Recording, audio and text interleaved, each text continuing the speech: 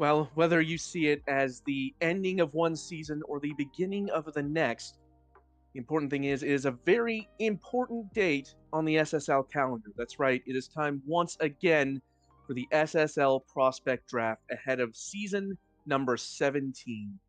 I'm Metafiction, as always, joined this time by our esteemed Commissioner Candidates, as well as Rashford.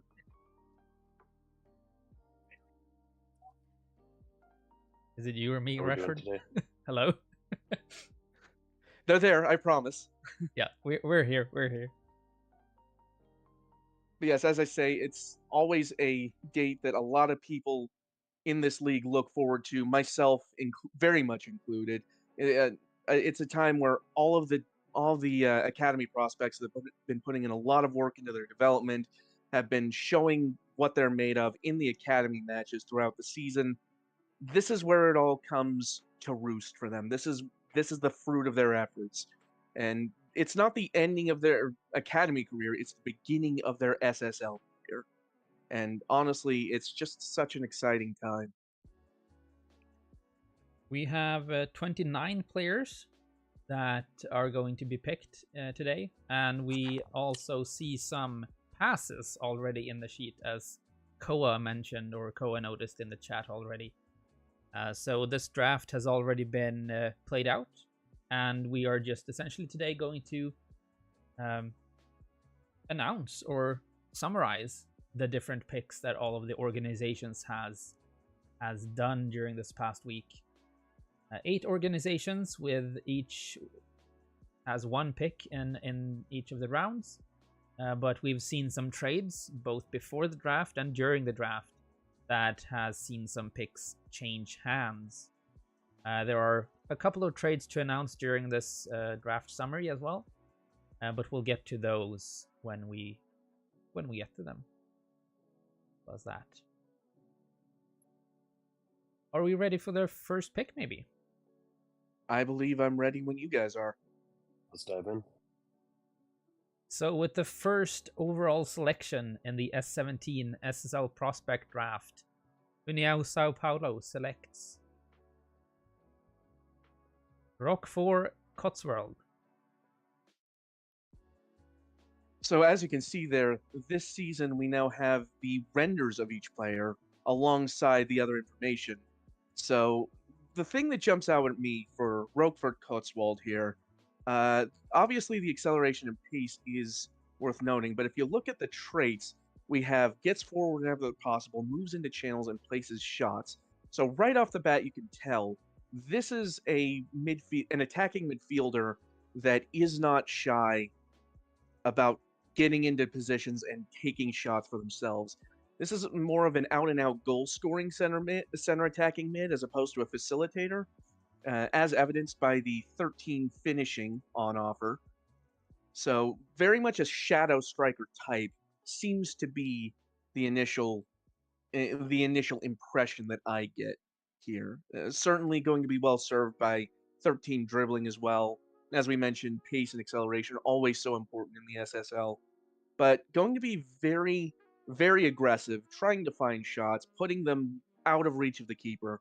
Should be very exciting to watch.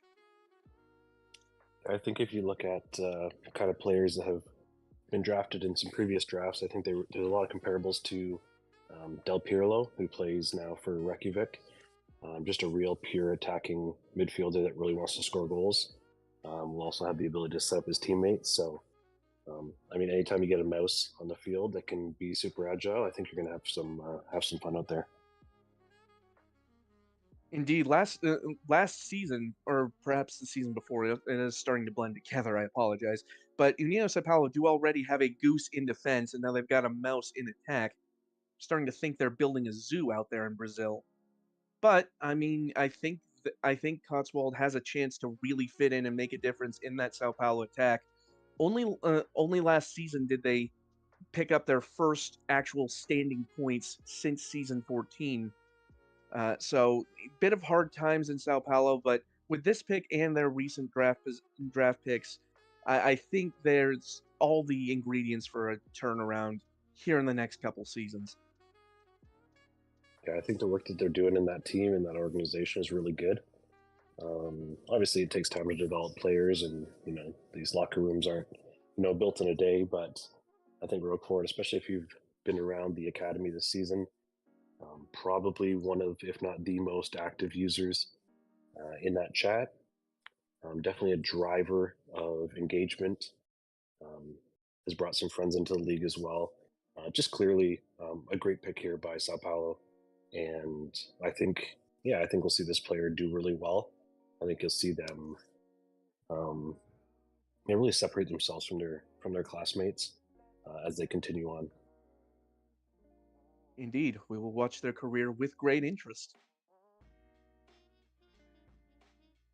And we have the renders, as you mentioned there, Metafiction, before, and that's courtesy of Jovi and Squid, who did all 29 renders for this draft. So excited to get them on the graphics team the past season and to produce more graphics such as this for these types of events.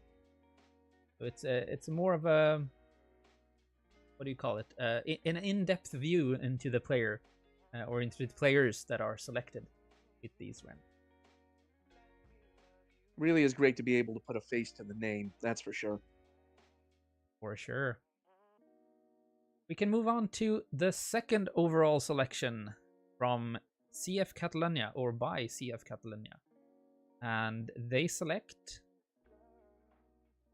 Hercule Hefeweisen, the user Wiggly.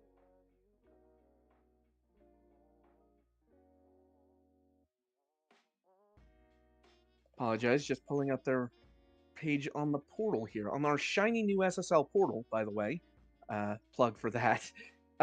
So, this is a center midfield, but center midfield, as I have said, is one of the most unsung positions. It is not nearly as glamorous as a striker or as a winger, but extremely important to any team. You need to be able to have faith in the players in midfield to be able to keep possession of the ball, move it around effectively, get it into the optimal position.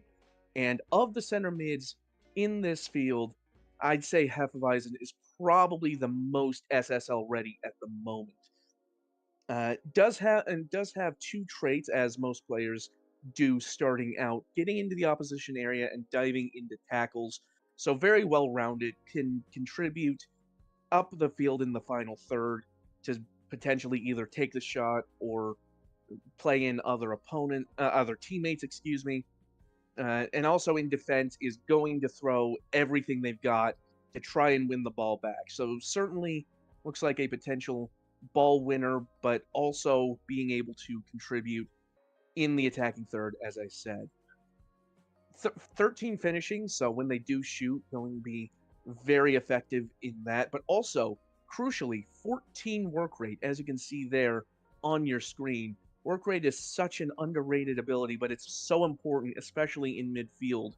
Going to give every bit of energy for 90 minutes, and that, I think, is a huge boost to a position that is called to do as much as central midfield. Yeah, really interesting to see how Hefeweisen develops their player over time. I think right now they've clearly wanted to hit on a few areas, and it's worked well. It's paid off for them. They've got a great average rating during their academy seasons at a 7.65. My own player was playing with them in Stockholm, and yeah, really was a contributor all around the pitch. But it'll be really interesting to see, do they round out that defensive side? Do they lean more into the offensive side? Should be really fun to see what they do in Seoul or Catalonia, depending on where they find themselves in the next 2 seasons. So yeah, exciting player. On the scouting side of things, I know that there's a lot of teams that had great chats with them, so it's no surprise that they went this early. Anytime that you're a max earner and you have great conversations with teams, like it's going to be a win-win for all involved.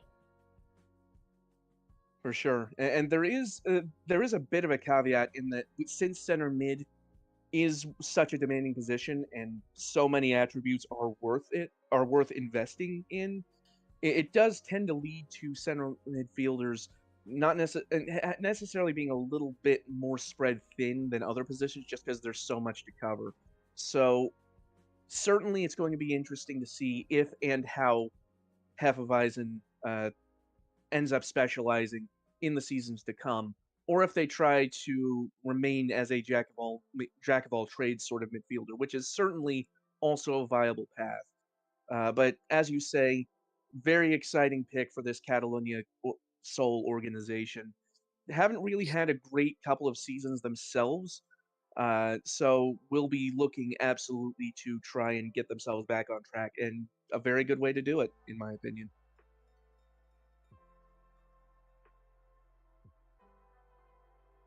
As Rashford mentioned, we see the academy stats there on the left-hand side. The parentheses for the goals and assists denote the expected goals and the expected assists. So Hefeweizen was almost at a goal per expected goal, so maybe a bit unlucky not scoring the 7th, but did produce a lot of assists, and I think that was, as you mentioned, Rashford, you were playing with them in Stockholm. So I think, and you also, Mick Rashford the second, your player, they broke the scoring record for the academy with 22 goals. So Hefeweizen probably sent some passes your way, and put you in a great spot to finish those off.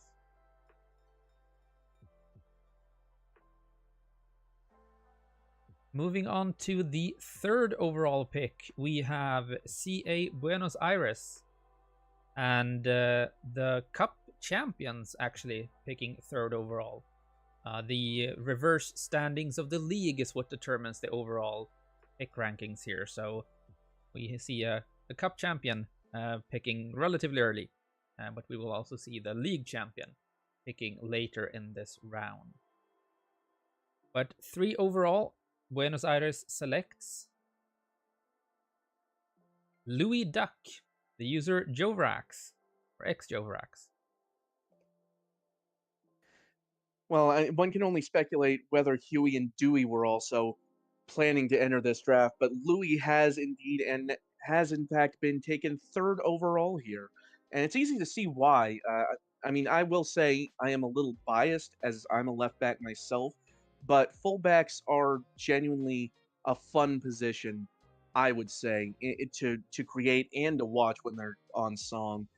This particular left back has the trait of crossing early, which essentially means they're going to launch those crosses into the central areas a little sooner and a little sharper angle than would normally be the case. It can usually create some chances that otherwise might not be made. But otherwise, this seems to be a fairly defensive-minded setup here for Louis Duck. The main thing to report, obviously, is 13 tackling, which is very important to not only the placement of the tackle, like actually going in and knowing when to get the foot in, so to speak, but also, being able to do so without drawing a foul or, heaven forbid, a booking of some description. And being able to dive into tackles as well is going to effectively, this is going to mean that this player is going to throw a lot of very powerful tackles and hopefully be able to win some crucial balls that otherwise they might have missed otherwise without that combination of traits and attributes. Other than that, this seems to be a fairly well spread out build so far. 12 crossing, worth noting. A 12 work rate, especially important for fullbacks. I made a mention of it last pick, but work rate really is an attribute that determines how much effort a player is going to put in. How just overall is very underrated in terms of the impact it has, and for fullbacks especially, it is pretty critical to have that high. So it's a good start at 12. Looking to see that come up a little bit more. Yeah, I'm just looking here at the academy stats. I think for this player, I wouldn't be too concerned about maybe some of the lower production that they had in their academy season. Of Atletico Medellin is a team that struggled in the academy this year, but when Duck's surrounded by some better teammates, I think you're gonna really see them excel. As an attacking player, I think it's gonna be quite scary watching a Duck dive at your ankles, and it'll be really interesting to see how that plays out in the SSL, where really anything can happen. So it'll be exciting to see how Louis does. It is worth noting, as we mentioned in previous drafts, the average rating for defenders is usually fairly low compared to other outfield players, just because that's sort of the nature of being a defender in the academy. So, as Rashford was saying, that those particular statistical data points aren't really necessarily indicative of future success. So, I think based on everything I'm seeing, especially with if you look down there at that last item in the academy stats, DFA, that's defensive actions, if I'm not mistaken. 62 defensive actions is pretty solid, I believe. So certainly is still getting very involved in the defensive play, and yeah, hopefully they will be, and hopefully should continue to provide a steady defensive presence out on that left side uh, for Buenos Aires and FNI. Yeah, and if I could just add a manager perspective here, I think just kind of in talking with some other managers, um, Joe's player was actually quite high on a lot of people's radars, and I wouldn't have been surprised if I saw them go as early as one, just because this is a top tier user that really seems like they want to really invest in their team and invest in their players. So the fact that Buenos Aires got them at 3, I think is a great selection for them. And I believe also the strength here does not indicate the true potential of this player, because I think Duck has maybe 200 TP or almost 200 TP banked. According to the portal, 176 banked TPE at the moment. So that is, in fact, actually looking at it, they don't seem to have committed any TPE since their initial 350 starting amount. So that does leave a lot of flexibility, which is always a good thing.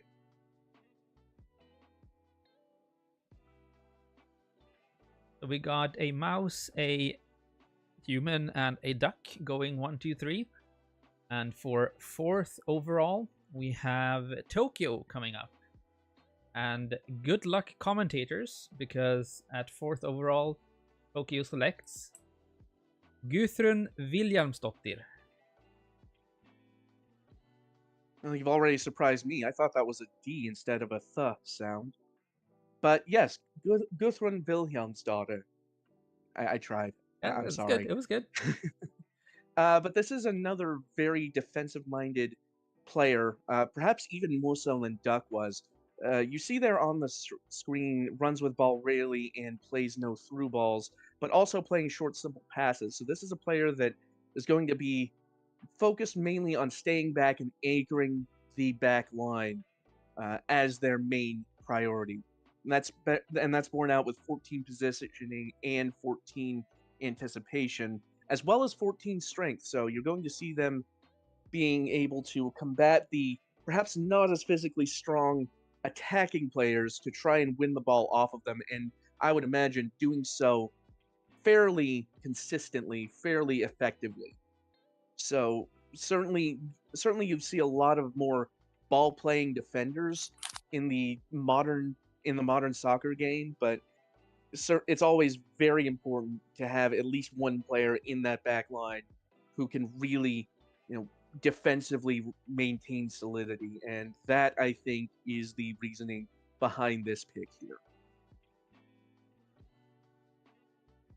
Yeah, I'm looking forward to see what they do this off season with some of the TP that they gain. I feel like Tokyo Cairo has been an organization that has built well over the years, and often kind of maximizes TP pretty effectively. So really interesting to see how Possum develops. And even wouldn't be surprised if we see an early call up from them up to Tokyo. Just given center back is always a position of deep need. So yeah, anytime you can get a player that's willing to commit to the defensive side of things, that's always great. And I mean, again, like I said about a duck diving into tackles, I feel like I wouldn't want to meet a possum on the field either. So this will be an interesting player to see and to watch. Certainly building a bit of a menagerie here in this draft thus far, but hey, it takes all kinds here in the SSL. Worth noting, that Wilhelmsdalr also played an abbreviated academy season due to creating midway through, or partway at least through the season. So that would be an explanation of why the statistics shown aren't quite to the same level as some of the other players in this draft. Mind you, a goal in 10 appearances is still pretty good for a center back, and that does suggest that perhaps there might be some involvement on set pieces in the near future, especially considering the 13 heading on offer here. So that's also a very interesting option presented for the Tokyo Cairo management.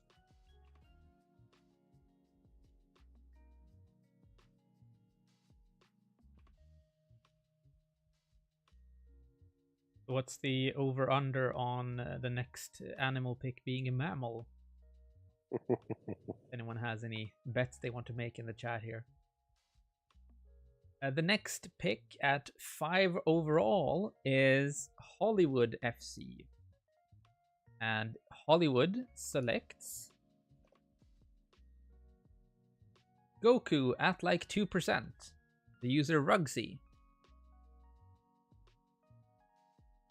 Well, I'll just say this. I think the rest of the SSL is going to be very pleased that it is only 2%.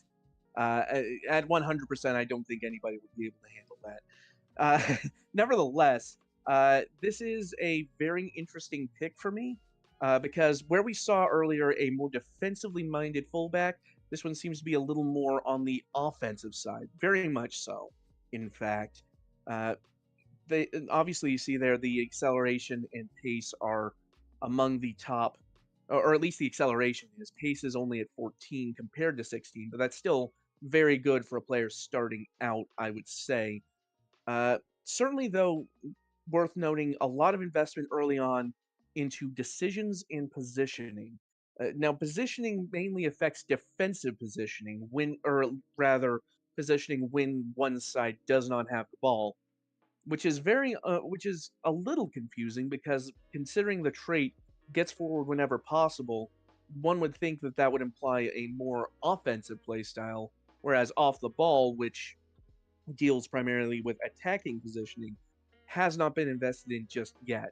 So it's going to be very interesting to see how that plays out.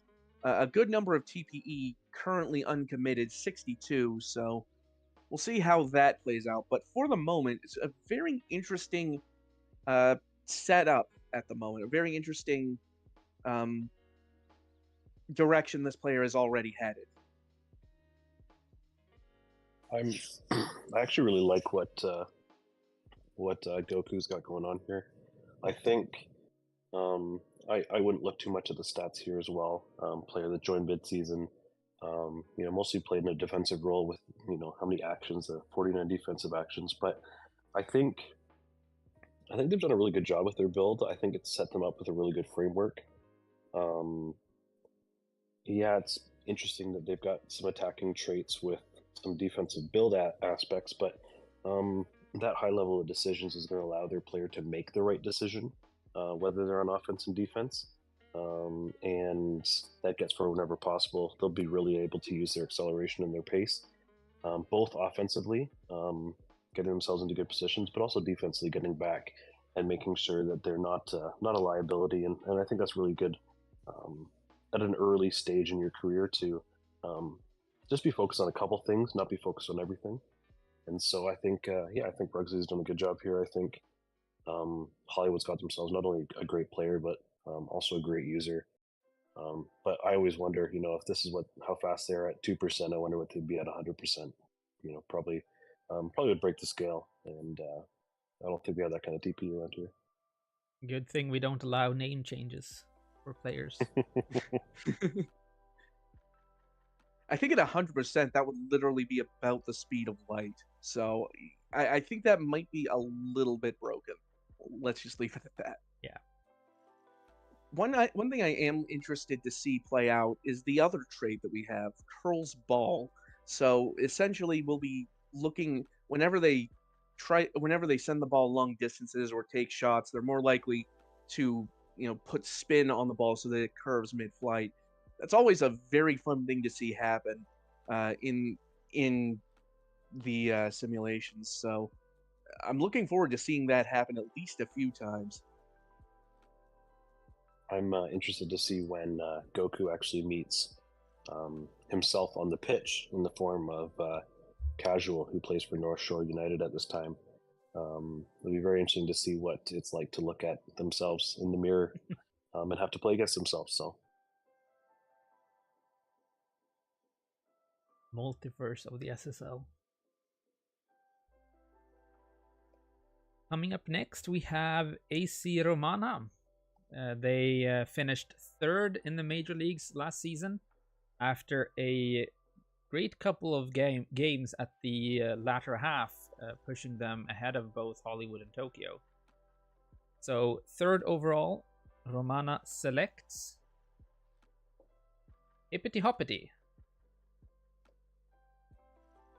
Well, a lot of fullbacks coming off the board in these early stages, and this one is probably the best physically.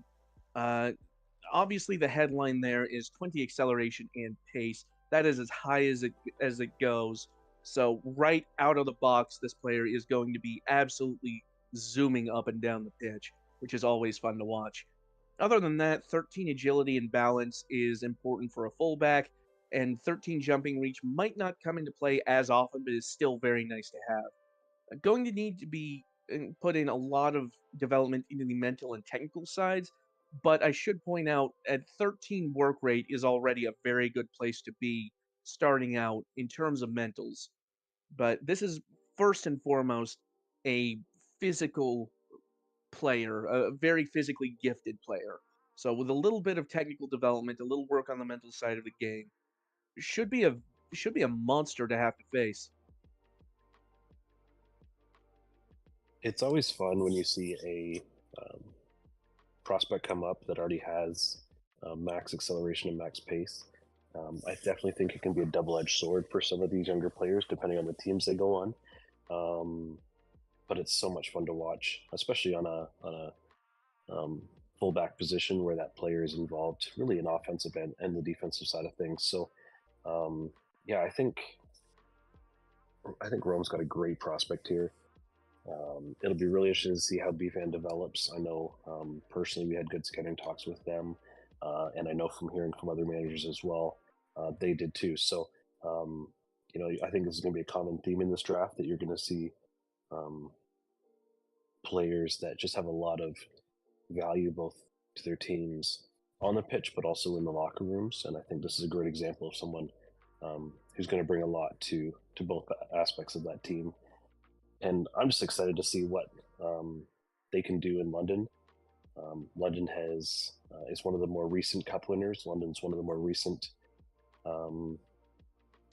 minor division champions as well, if I remember correctly. So it'll be really interesting to see if they can help bring that team back up to some of its former glory, and has some great time in the academy.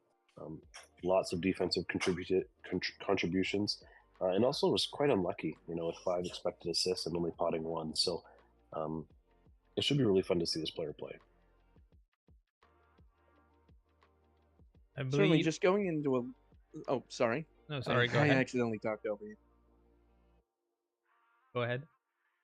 Oh, I was just going to point out the traits on offer here. Marking the opponent tightly, which is, as you say, very important on the defensive side, which, as a fullback, they're going to be involved in both ends of the pitch. So it's nice to have involvement in both, but also playing 1-2s, which makes it very interesting in the attacking third, where they can make these little give and goes with more central players. So combined with the physical stats, which, as you say, it is a bit of a double-edged sword just because of the amount of upfront investment that goes into it to have 20 pace, 20 acceleration versus the opportunity cost of investing elsewhere. But nevertheless, should be a very exciting player to watch and hopefully continues to develop. And being a right back, getting 2 goals, even more expected goals out of that. It's also interesting to see. The pace maybe has put them in a more offensive spot than they would have been otherwise. So seeing that transfer over to the minor leagues or the major leagues is also going to be interesting to see if they can keep up that offensive prowess in some way.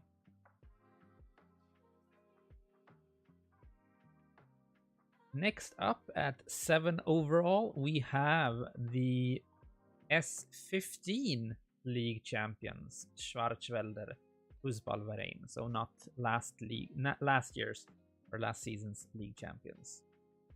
Schwarzwälder has been dominant in the past couple of seasons, fighting it out with Reykjavik and Romana at the top of the table, and getting in some new blood here in this draft. So at 7 overall, Schwarzwälder selects Chuck Noland, the user Tom Hanks. Well, this is a very fun player to look at in terms of the potential.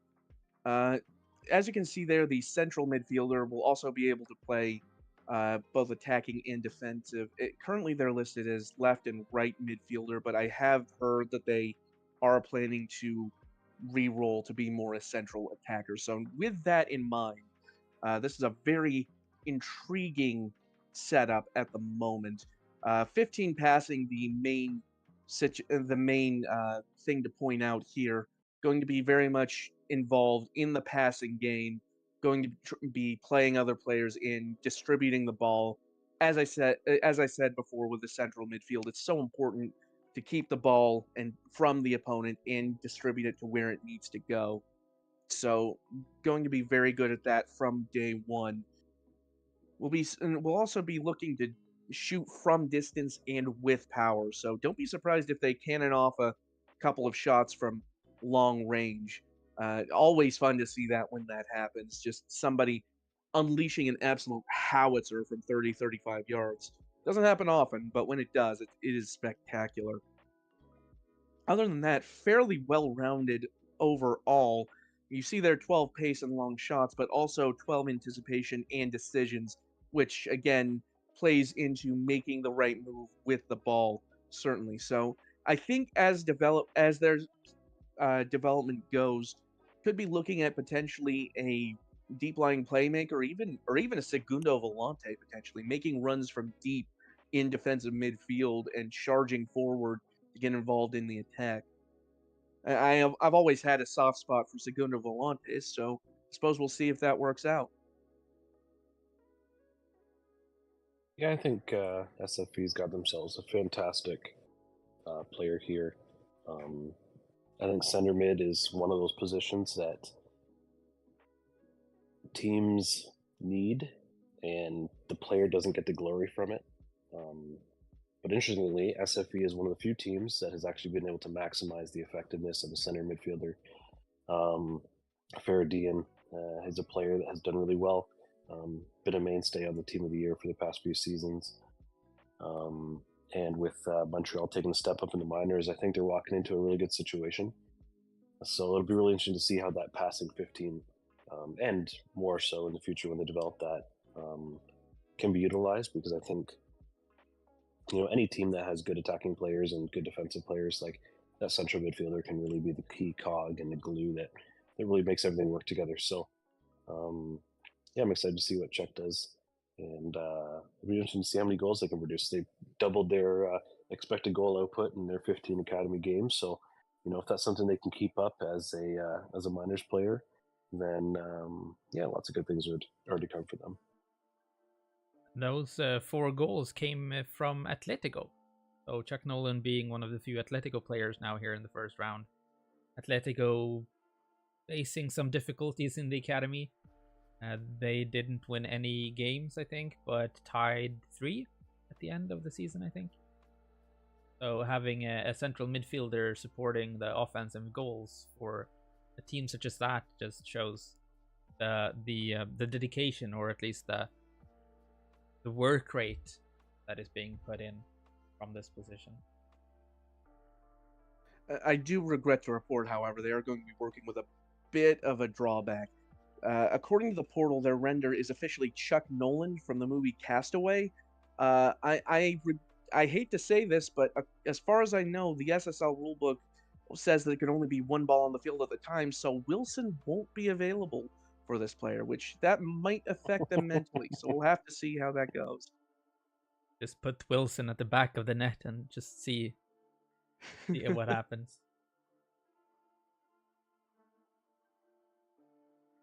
So, the final pick of the first round, we have the league champions Reykjavik United coming back to the top of the standings after a couple of seasons away from it. Reykjavik won last in season 13, if I'm not mistaken, Rashford? Yeah, that's correct. Yes. So, the current league champions, Reykjavik, at 8 overall, select Hannibal Armaros, user Baz.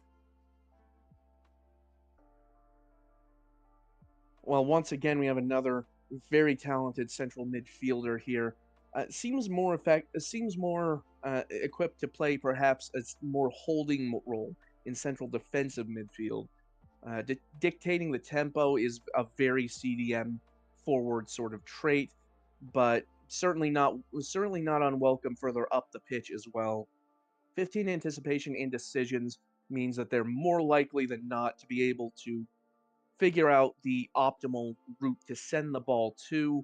So that is going to be extremely important for that midfield in Reykjavik and or North Shore. Also worth noting, 14 teamwork does help lean into the more facilitator sort of role in central midfield. Physically, nothing especially good or bad, a little bit of a middle of the road at the moment, but will certainly have room to develop over the seasons as they go.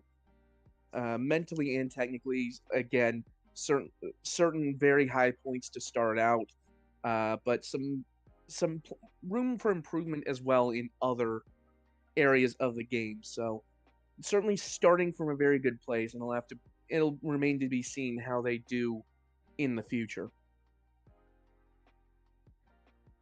Yeah, I think obviously this is the player that my organization selected, and was a late create in the draft, so obviously it's a little bit behind in TPE, but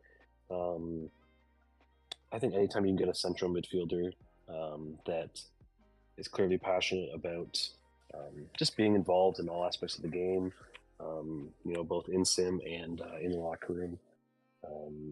Just honestly one of the best chats I'd had, and it was a very easy decision for us.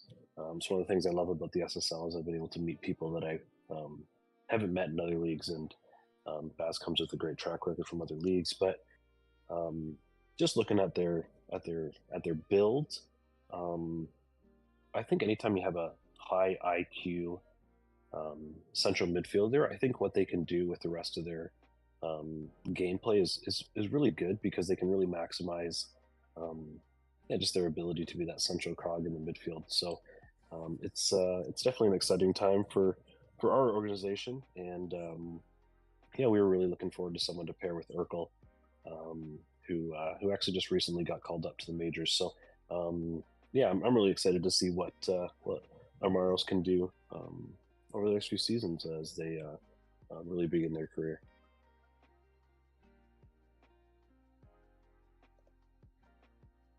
And that concludes the first round of picks, and we see a summary here on the screen. Anything that stands out to either of you? Well, I do want to point out that there's a lot more defenders that have come off the board in the early stages compared to where we usually are. There's always a need for defensive players because, well, to be perfectly blunt, they are a little less popular to play just because a lot of the time they aren't as flashy as more attacking players. But to those who have created defensive players and who are committed especially to a defensive play style, kudos to you, because it's a very important part of a team structure and it's a lot of effort and a lot of development for a lot less glory compared to the rest of the team, and yet it is still also very much the backbone of any successful team. So I just want to give a shout out to everybody who made a defender who is being taken in this draft and who does want to contribute to that defensive side of the ball, because you guys are the real MVPs in my book. It's it's really interesting because obviously, as a manager, I have some insights into some of the stuff that goes on in the draft that just the average person wouldn't. And in having conversations with um, some of the other managers, when I look at where these players were drafted, so many of them could have been a top two pick. You know, the amount of people that had, you know, Wiggly or Jove or Rugsy or Possum or like any of these players, Beefan, Hanks, Baz, like all these players could have easily gone in the top 2, 3 selections, and it wouldn't have surprised me one bit. These are all really high quality users, have clearly shown that teams wanted to bring them in.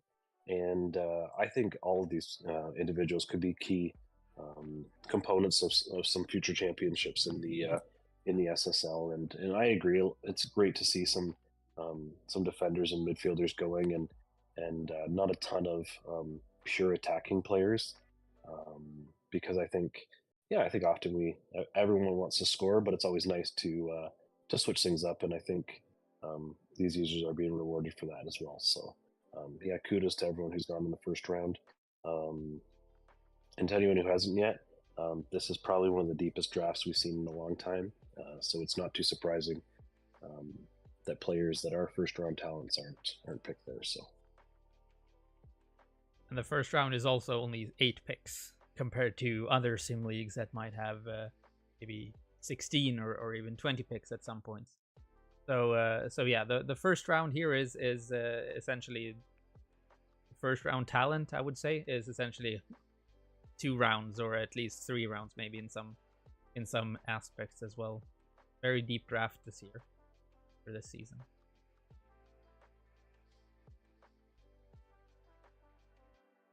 And with that, we can move on to the second round with the 9th overall selection. We have União São Paulo back on the board. I believe every team has actually, or every organization has made 1 pick. Yeah, so no trades of the first round picks this draft, which is a shock. But we will see some trades now in the second round. But 9th overall, União São Paulo has ownership of their own second round selection, and they pick Calvin Ball, the user Rain. Well, just when you think that you've got them figured out, this player changes the rules, as is tradition. The first goalkeeper off the board, and honestly not a bad one at that.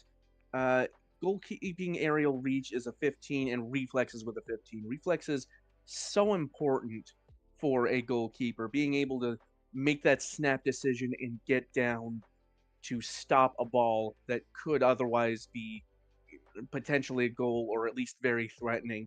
So early investment into the reflexes, always love to see that. Certainly not a ton of goalkeepers in the draft usually, but when you can get one and you need one, it's always great to be able to pick one. And União Sao Paulo certainly were in need of a goalkeeper, having, I believe, 2 inactive goalkeepers at the moment, both in major and minor squads. So this is a very significant investment in the future of this squad, in between the goalposts. So you'll love to see it when that happens. I'd just like to point out a mistake that Meta made a couple of picks ago, saying that there could only be 1 ball in the field.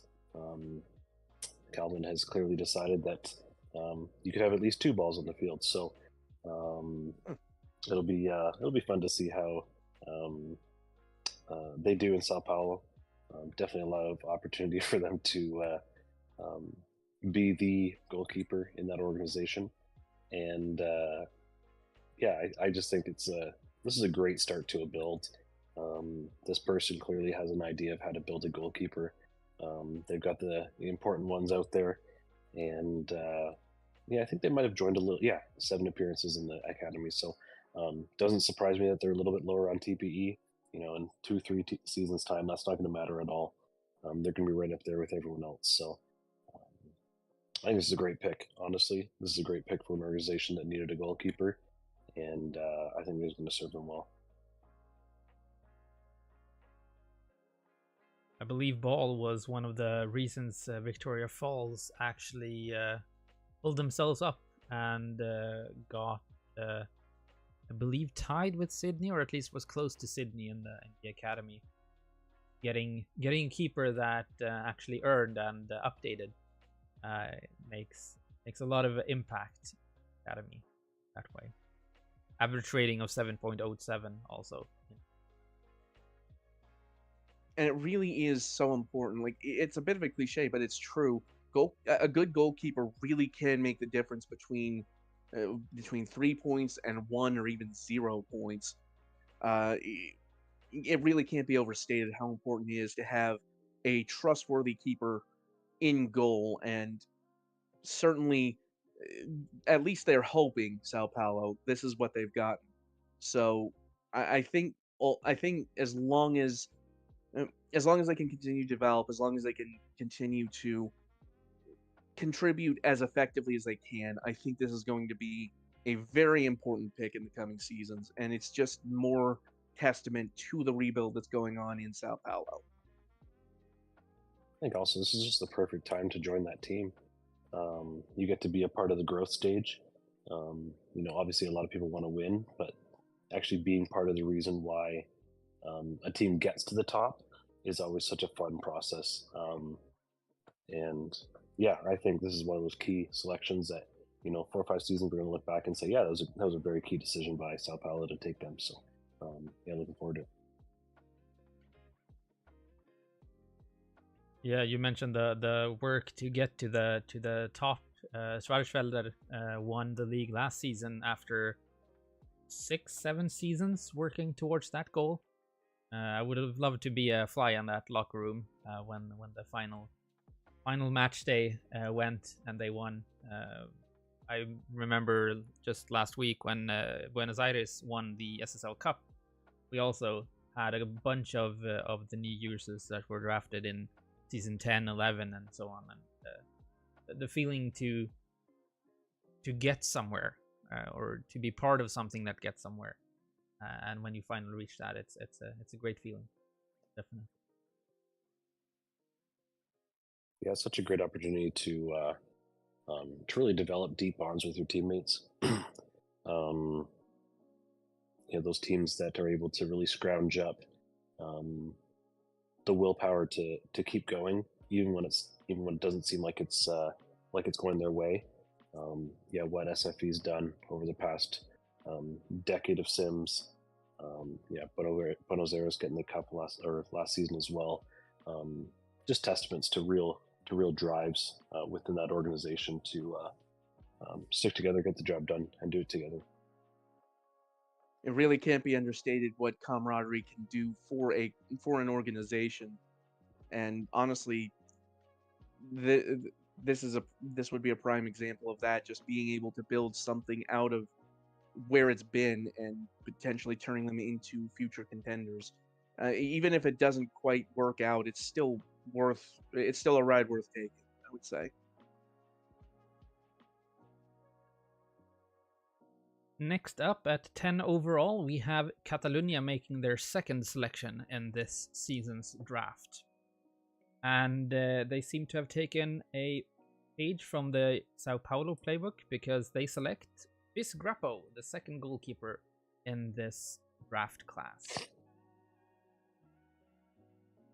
Well, as you say, it's the second consecutive goalkeeper off the board, and certainly well needed for Catalunya. I believe they were in need of a goalkeeper in the short to medium term. So once again, drafting based on need, and when you can get a goalkeeper that has plenty of talent about them, you absolutely have to take it. Once again, very good early investment in reflexes at 16, which is certainly impressive. 13 aerial reach as well, which is nice to see. Otherwise, fairly well balanced for a for an academy prospect. Worth noting, 52 TPE still to commit, so there's still a little bit of investment that could be made between now and the start of play next season. So it'll be very interesting to see how they grow.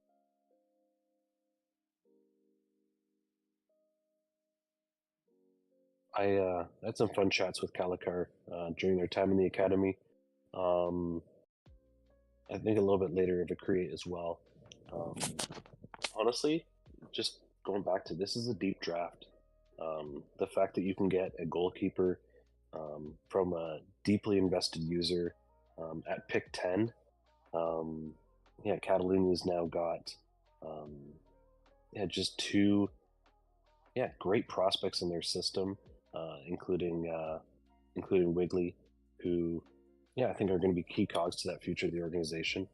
I'm pretty sure Grappo had a player of the match for their team. It was like second or third game out. So even at an early time in a academy season that was really seemed like a very offensively focused academy season at times, was able to really shut the door. So yeah, I think Catalonia's got themselves a great goalkeeper of the future here, and wouldn't be surprised if we see an early call up from that organization, as I think this player is going to earn well, and I think they'll be ready for it.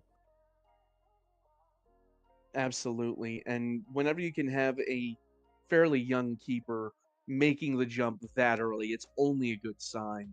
Obviously, this is all hypothetical. It's down to the management of Catalonia and Seoul as to how they want to handle this development. But as you say, it wouldn't be the most shocking thing in the world to see them in a Catalonia kit sooner rather than later. Certainly, though, you don't want to bring them up before they're ready. So, again, it's down to each manager's individual taste. But ultimately, a very talented player, and I think based on what we're seeing so far, this could be a very exciting class in a few years when all's said and done.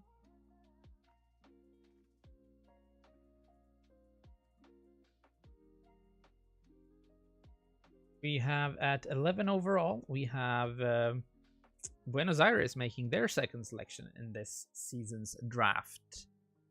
And they pick up Riamel Kluleshad, the user Afino.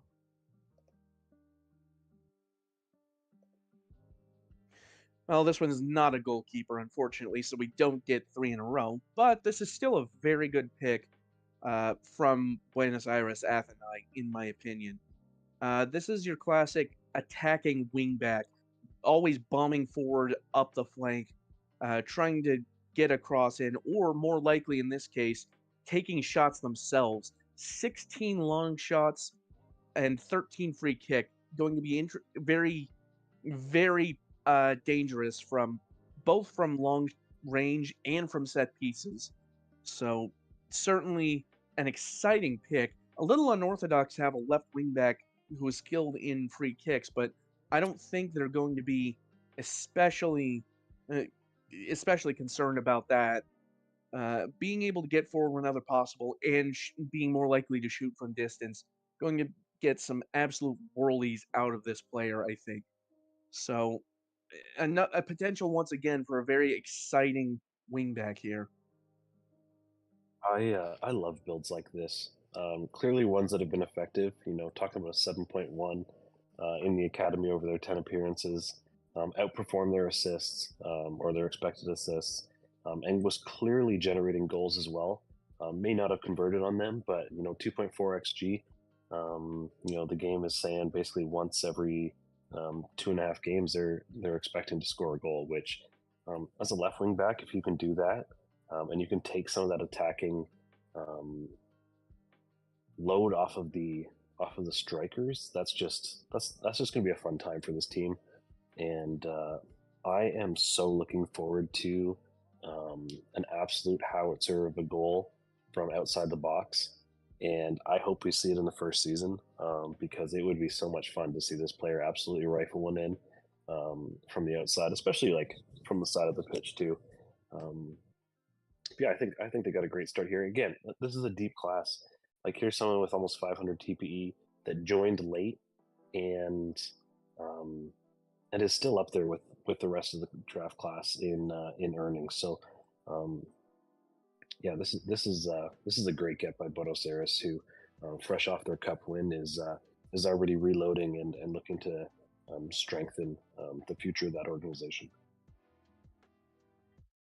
I know that Kluleshad wanted to play as an inverted wingback just to get those opportunities further up in the pitch, and I mean, if the build works, it works. So definitely another tactical option for Athenai or Buenos Aires to use to get those opportunities to score.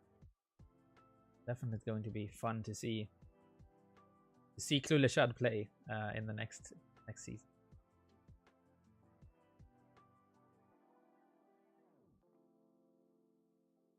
Pick 11 has been done, and Tokyo is up next for pick number 12.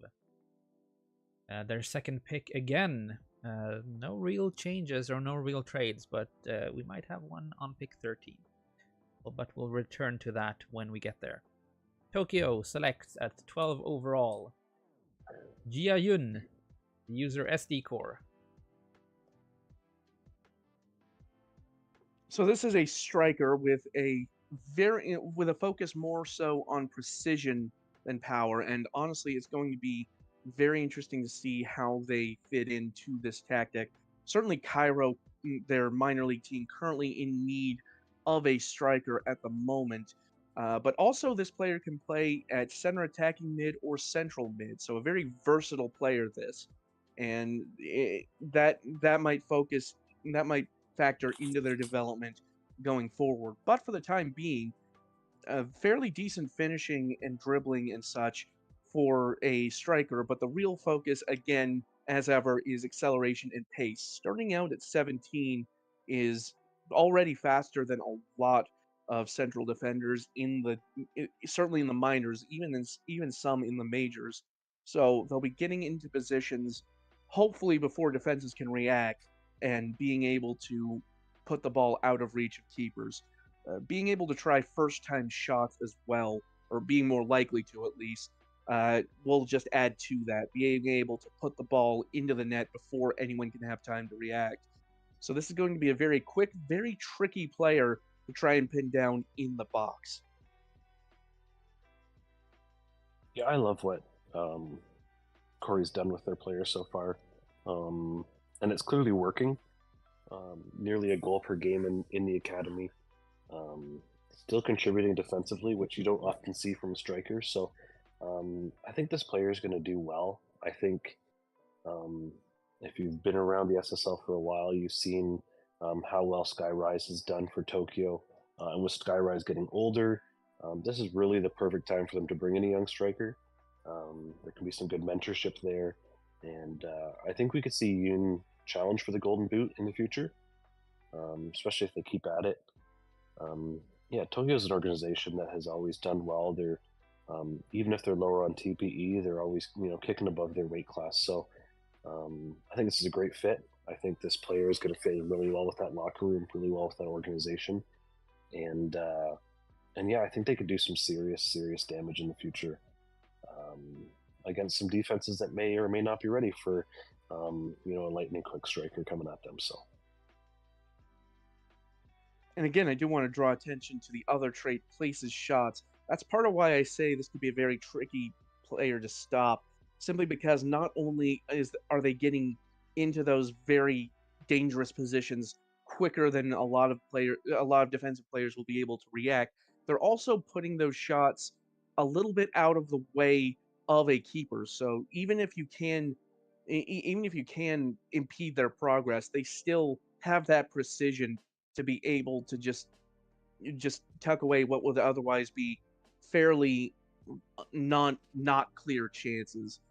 So obviously the main flaw at the moment is outside of dribbling and finishing.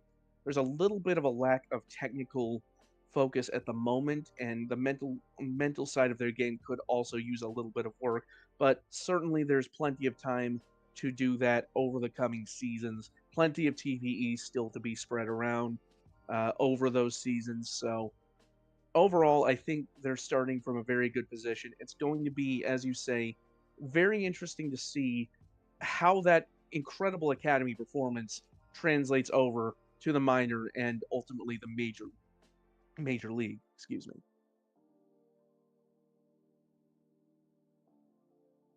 We have a trade to announce for 13 overall. The original owner, Hollywood, has made a trade with União Sao Paulo, sending 13 overall and a second round selection in next season's draft to União Sao Paulo for the 17th overall selection in this season's draft and a S18 Sao Paulo second. So two seconds for a third and a second, where the Sao Paulo second should probably be an early pick in next season's second round. So União Sao Paulo really wanting to move up into this second round. They've already taken a player in this second round, that being Calvin Ball, the goalkeeper. So they want to complement their already 2 players picked with a third, it was second from the second round, a third overall.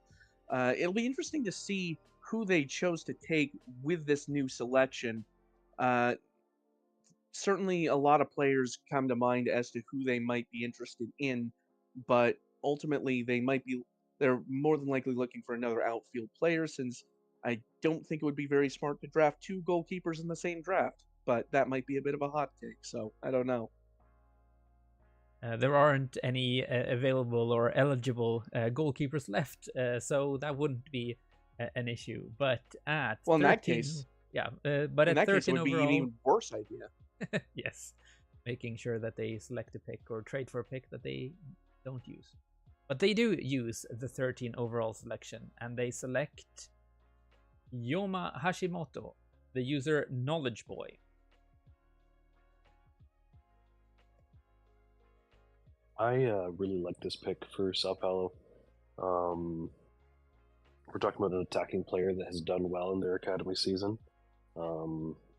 If you're someone who has had a chance to chat with them briefly, they're really loving being here. I think this is their first sim league, and they're outperforming their goals. They're outperforming their assists. Like, so far, they have done everything they need to do to stand out as an academy player, and the fact that Sao Paulo can combine this draft pick with Ball and Roquefort, that's just a great young trio to have in your organization that are really going to propel that organization to some new heights.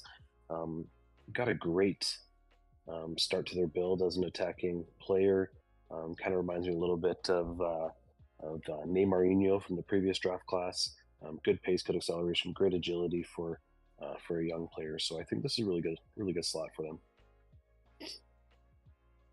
And it's going to be very interesting to watch them, to see whether they immediately make the jump to the majors, as several of Sao Paulo's recent draft picks have, or if Sao Paulo decide to send them to Paris in the minor league first. But either way, Hashimoto should be in a position to contribute with the high pace and acceleration. I know we keep mentioning it, but it really is a fairly important trait to have. But in addition to that, we also have fairly high ratings in dribbling and first touch, 13 in both of those, as well as 13 passing and 13 technique. So this player is going to be making runs on and off the ball, up the flank, and also cutting inside as necessary as well. So could potentially be useful as an inside forward or an inverted winger as well. But they will be making a lot of runs with the ball, and going to be looking to make some very interesting things happen with that ball, whether they're taking the shots themselves or, as seems to be more likely the case, playing in other teammates in advanced positions.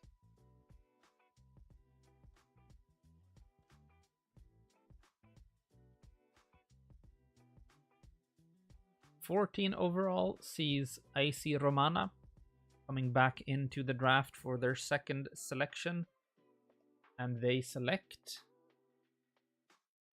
Nerve de Groot. The user spins 001 or 001. So another winger off the board, but this one can also play central attacking midfield or striker. And so it stands to reason, of course, that they will be especially gifted in the shooting department. And indeed, 15 finishing proves that is the case. So shooting, being able to shoot with power and from distance, once again, we're going to be seeing a lot of long-range shots from this player. And with that finishing, it wouldn't surprise me if more than a few of them end up going in from that distance. Very good starting acceleration and pace at 15 apiece. Also 12 passing and 12 long shots, which is the more important of those two for this particular sort of approach to the game. 12 anticipation also certainly going to be important for getting onto loose balls in the box or rebounds and that sort of thing. So you always like to see that fairly high. But nevertheless, very dangerous finisher this player proves to be. This seems likely to be, at the very least. I don't know if you were able to catch any of the academy games this season, but Sydney played an extremely attacking style of football, and it nearly took him to a championship in the academy. And I think this player, put around the right people, is going to find some serious success with them. Again, just like we talked with our previous pick, they're outperforming their goals, their expected goals. They're outperforming their expected assists. Not to mention, though, tons of defensive contributions here as well. You know, here's a player that that shows they're a left attacking mid, but really seems to be a contributor in all areas. And I think AC Romana has found themselves a great player here. Hopefully, it's a great fit for the organization, and it's going to be really interesting to see how they develop their player long term.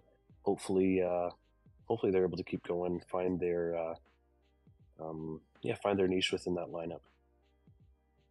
It seems to me they might be positioning De Groot as the long-term or even potentially shorter-term successor for their captain Pascal Invier, who is starting to hit the more pointy end of regression. So we may be seeing a passing of the torch in the coming season or two between those two players. Certainly going to be a lot of expectation for De Groot to deliver, but certainly if you're at this level, there is a certain. Pretty much all of these players, I think we can expect to do very well and more than justify their selections here today. So, no real worries on that end. It's just going to be very interesting to see how soon they integrate De Groot into the Romana setup versus keeping them in Inter London. But either way, as with other players, should be able to contribute very effectively regardless. This was the 5th player from Sydney in a row to be drafted, starting with Vizgrapo, and now we're at Nerve de Groot. I don't think there are any more players from Sydney left, or there might be one or two. So let's see if we keep that trend going. At pick number 15, we have Hollywood. The pick was originally owned by Schwarzwälder, but through I think 1 or 2 trades, Hollywood ended up with the ownership of that pick. And Hollywood selects Anton Obranka, the user Citizen of Adra, or Adra. This is another very defensively minded player by the look of it. The main trait, of course, that jumps out is the 13 positioning, which, as I mentioned, is very important for defensive placement of the player, knowing where to be in order to stop the progression of the opponent. They also will be marking the opponent tightly, which is crucial for any defender. 12 marking will help with that from the start as well. They've also got a long flat throw, which isn't something you see very often in the SSL, but it is kind of fun to play with. So perhaps we'll be looking to get some cheeky assists from long throw-ins deep in the attacking third. So we'll have to keep an eye out for that as well. Other than that, a very well balanced build for the time being. Uh, yeah, certainly, especially for a player that only played 6 academy matches. Still, 37 defensive actions in that time, nothing to sneeze at in the slightest. So I think once again we have a very defensive-minded player, and it's going to be very interesting to see how they contribute. Yeah, no, Bronca's joining a Hollywood team that has heavily invested in the draft in the last few seasons. I know that they joined late in this draft class, but they've basically maxed earned since they came. And if you look at the defensive actions, that over a full academy season, that's nearly 100. It's somewhere like 90 defensive actions. So this is a player that has been involved in every single game they've played. Yeah, the team struggled a little bit. It's not too surprising. Every once in a while, we got an academy team that just doesn't do all that well compared to their peers. But that doesn't mean they played bad. And able to join Hollywood at a really a good time. Central defenders are players that can find themselves called up at a little bit lower TPE just due to build requirements, and so I wouldn't be surprised if Hollywood liked this player for that reason, especially with how many recent draft picks they had that'll be just a little bit ahead of this player in their development. So this is a great pick by Hollywood. I think they're going to be very happy with it. And yeah, pretty fun user as well if you've ever met them. Certainly, I know I had a fairly good talk with COA. Certainly, a very fun user to talk to, and I would imagine very involved in making sure that their player will be able to hopefully contribute as a defender, or really however needed for this Hollywood team, which, as you say, has a proven track record of integrating its draft prospects fairly quickly into the majors lineup. This Hollywood teams, those players from those previous drafts now really starting to pick up in TPE. They are, as ever, an interesting package and really could be a team to watch in the next couple of seasons. I know I say it a lot, but it really is true. They are building something very intriguing there in Tinseltown. The final pick of the second round is coming up, and we have União Sao Paulo again on the board with their 4th selection in this prospect draft. So rounding out the second round, Sao Paulo selects Eric Fish, the user Mysterious Fish. Well, this is a winger that is going to be very fun to watch. They will run down that right side, making runs past defenders, and ultimately placing shots where they can't be stopped. 13 finishing and first touch is a good start, as well as 13 passing. So they should be looking to finish as many chances as they lay off to other players. This just rejuvenates even more that Sao Paulo attack, and honestly, it is going to be this. I believe makes player number 4 for this draft, if I'm counting correctly. Yes. But yes, certainly going to be an interesting attacking piece for this Sao Paulo Paris organization. 13 acceleration, 11 pace is a little on the slower side, but as always, there's more time to invest in that. And they do have a little bit of bank TPE as well. So certainly plenty of time to increase those stats that are a little lacking.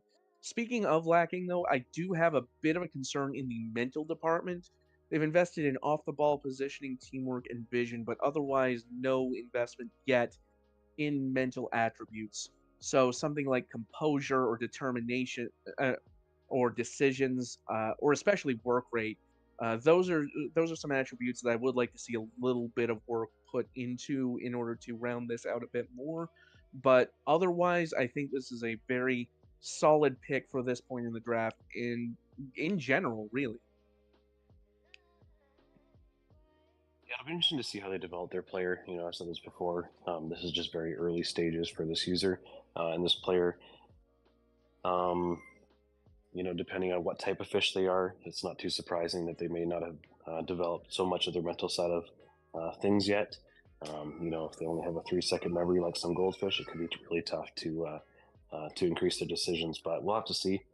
I think Sao Paulo's got themselves another great prospect here. Could help round out their attacking play. It should be really exciting one to see. And we look at the academy stats, only 7 appearances, which is about half the academy season, a little under actually, and yet 3 goals and 2 assists, which is a pretty decent return for that little time. So going to already be capable of contributing in that attacking game, whether again finishing chances themselves or playing in teammates to finish chances off. So going to be looking to play down the right, play wide, and hopefully for Sao Paulo, hopefully be able to help get some goals flowing. Because, as we said, it's been a rough couple of seasons, but they do seem to be on the cusp of turning of an upturn. So we'll have to see how that works out for them. And that concludes 16 picks in this prospect draft and the second round. We've seen Sao Paulo selecting the most out of all the organizations, and Schwarzwälder and Reykjavik only selecting 1 player each from these 16 picks. We've seen defenders going in the first round, midfielders or attacking midfielders going in the second. Are we looking for something else in the third, or do you think it's going to be more of the same? I will say there were a lot. It seemed to me there were a lot more defenders in this pool than there have been in past drafts, at least the last few. So honestly, I have no idea what to expect going forward. But whatever it is, it's gonna be exciting to see where the rest of these picks lie. A lot of teams with some needs that are very obvious, others not so much, might be going best player available. So honestly, your guess is as good as mine how this is gonna play out. Yeah, I think there's quite a bit of talent left out there. There might only be a few more picks, but I think the teams that are going to be making selections, I think they're going to be pretty happy with who they're getting, even at this point in the draft. So starting off in the third round, we have... Oh, something is updating here. Let's see. We have Hollywood with the 17th overall selection traded for from Sao Paulo for 13 overall, as we presented earlier. And at 17 overall, see if everything gets updated back again. We can just show the pick. 17 overall, Hollywood selects Marian Gorgon. There's an N missing here because it's an N with an accent that this font did not have. But Marian Gorgon and the user Fluv. So this is a very interesting set of positions. Their primary position, as you see there, is a right midfielder, and I will say wide midfielders are a little more rare in the SSL, perhaps, than they would be in real life. But nevertheless, it still takes a very distinct set of skills, and seeing that this player with those kinds of skills, it still should translate fairly well to other positions on the pitch. Or if they decide to make a tactic that involves wide midfielders, this player should slot in very effectively on either the right or the left. They seem to function more or less as a more crossing oriented winger, with 13 crossing, as you can see there, and 13 excellent pace. We'll be looking to get in and send crosses into the middle. More of a facilitator, as you can see by the trait, looks for pass rather than attempting to score. So certainly going to be more active in the build up and sending in that final ball. Otherwise, fairly well rounded, especially in the mental side of things. Certainly going to be, well, yeah, certainly an intriguing pick here, and one that could potentially work very well. I believe Hollywood have been using a 4-1-4-1 as well, so, or at least they did in certain matches last season. So I think this is a very useful pick for them to slot right into that tactic. I think if you want to talk about how deep this draft is, here's a player that has almost 500 TPE. I think joined a touch late in the draft class, so I mean missed a little bit of TPE there for that. But at pick 17, like getting someone with this kind of pedigree and this kind of earning level, that's huge. And for Hollywood to have been able to trade back, upgrade their asset in S18, and still make this pick, I mean that's just some great moves by Hollywood. Kudos to the GM or to the manager there. And yeah, I think this is a great decision. Seems like a no-brainer. I think this player could have gone in the first round, and it wouldn't have surprised me either. So kudos to them.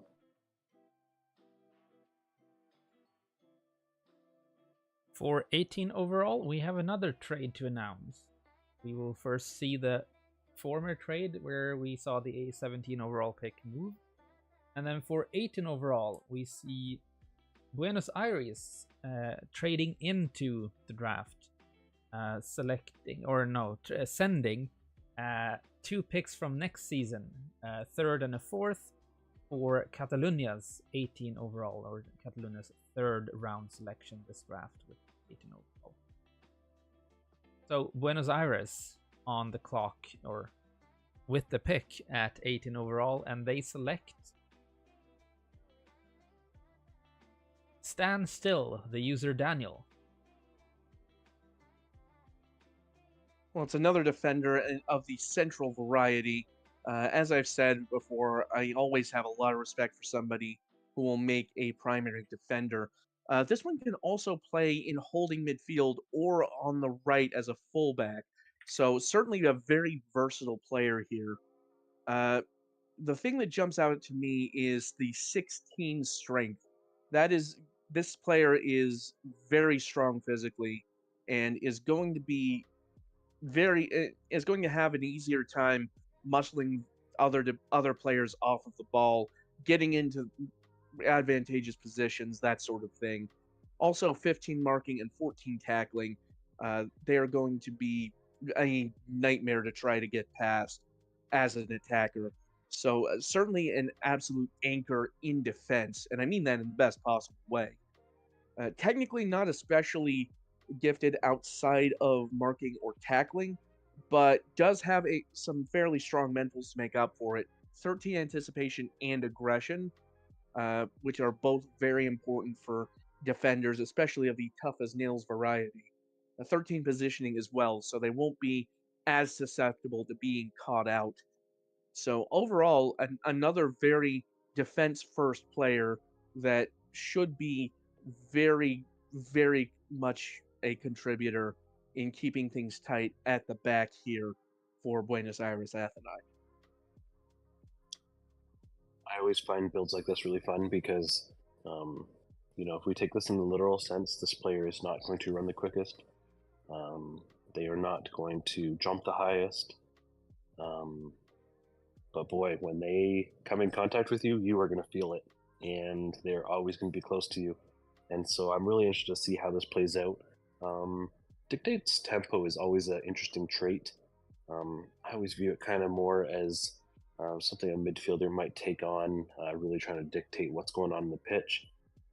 But as a center back, especially as they develop their player, it'll be interesting to see how Buenos Aires can utilize that to affect how other teams are attacking, changing the pace of the game.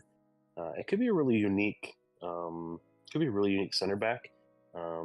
Gets to learn from Henrik Lind, who's been a mainstay in that organization for maybe the last sim decade, if I've got that correct. So it's going to be really interesting to see how they develop, and yeah, I'm looking forward to it. I think it's a good pick by the team to grab another defender. And again, we look at the academy stats: 48 defensive actions in 12 appearances, getting involved early and often in defense. Even on a team that faced uh, a lot more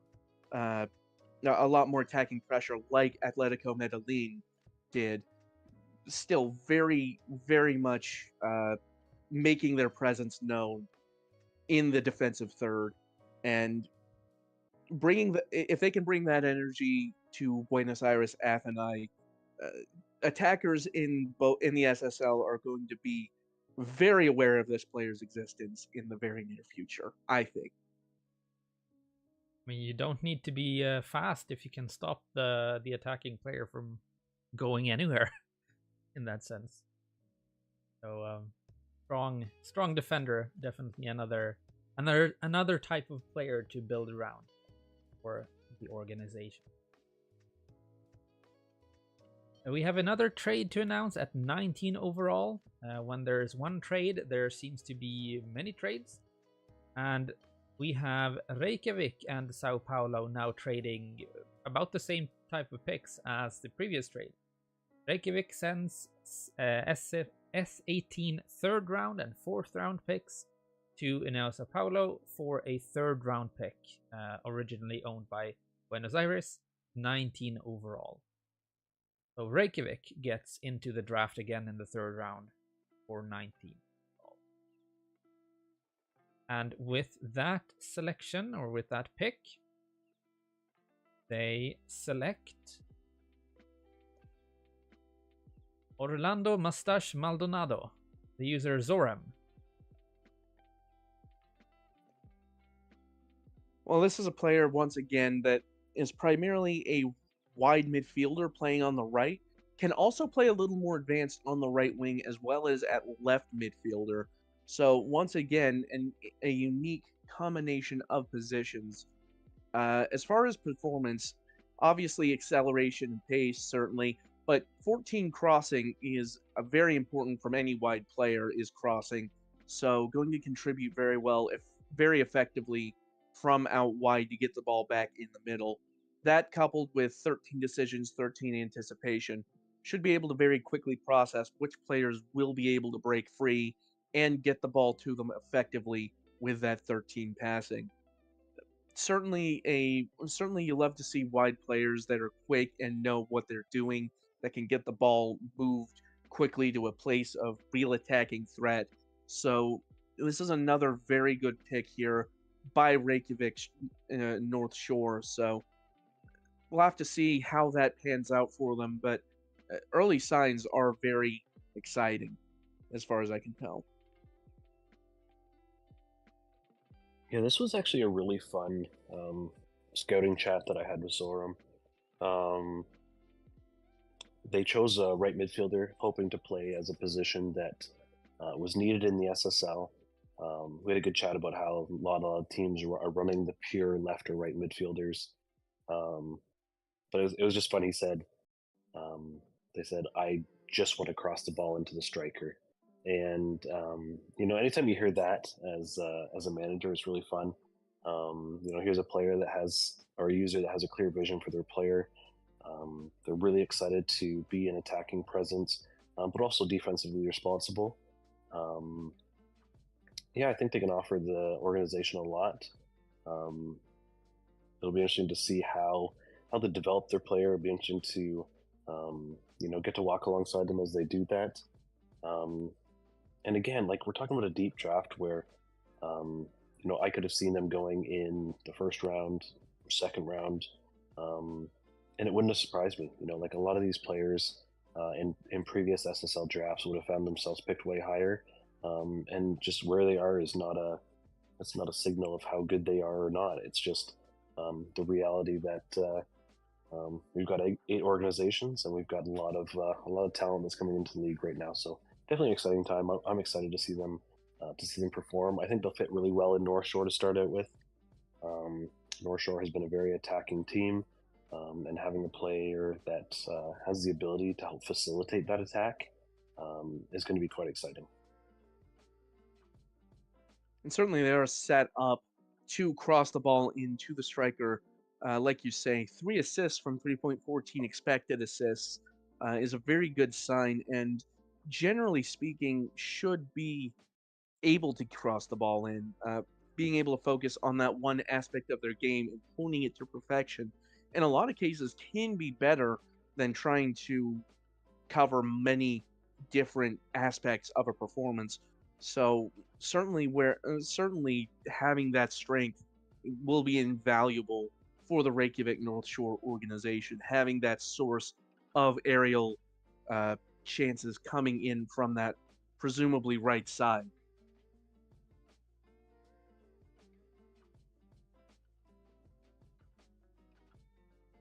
Tokyo coming up next at 20 overall with their third selection in this season's draft. And they select another animal, majestic bush tit, the user Burb. How many birds are in this draft anyway? I'm genuinely, this is genuinely kind of amazing at this point. The SSL is becoming a huge aviary with all the birds we've been drafting over the last few seasons. Anyway, this player will play primarily on the right, and by primarily I mean entirely, as a right winger, but also a right midfielder and right wing back. No pun intended. Uh, as is usually the case, they will be looking to break down down the right side of the field. I'm not going to be drawn into any wing puns. Thank you very much. But yes, sort of similarly to that, we'll be also looking to try and get in crosses and passes from out wide. We'll be making those runs very often, so look out for some very quick, movement down the right from this player. Also, the trait knocks ball past opponent usually does help with strong physicals, and 12 acceleration and pace is a fairly decent start, but certainly not as high as some other players in this class. But it is early days, as we keep saying, so certainly time for that to develop. Overall, I like where this player is going. There is obviously room for growth, but as a base, I think this is a very good start, and I think it's going to be interesting to see how they can make this work, because Tokyo does have burgeoning needs on the wings. So this appears to be one of the ways that they are trying to address that in the coming seasons, as far as I can tell. It's interesting. I think if you look really closely at the Tokyo logo, you can actually see their nest sitting up there in the logo. So, I mean, I think they're right at home. I think it's going to be a great fit for them. I don't know if you've been watching Tokyo play over the past few seasons. They're a really attacking team, and I think they'll fit in well with that. Tokyo has also drafted a striker in this draft, and I think those two can play off each other, play well. So it'll be really interesting to see how they're really able to develop their play over time. Played on one of the weaker academy teams, but that doesn't really mean anything as we come into the majors and the minors. So I think it's a great take at 20th overall. That's a ton of value for a player that didn't have a full academy season, so was hindered a little bit on their earning in regards to that. So I wouldn't be surprised if they keep pace with the rest of the users in their class when it comes to earning.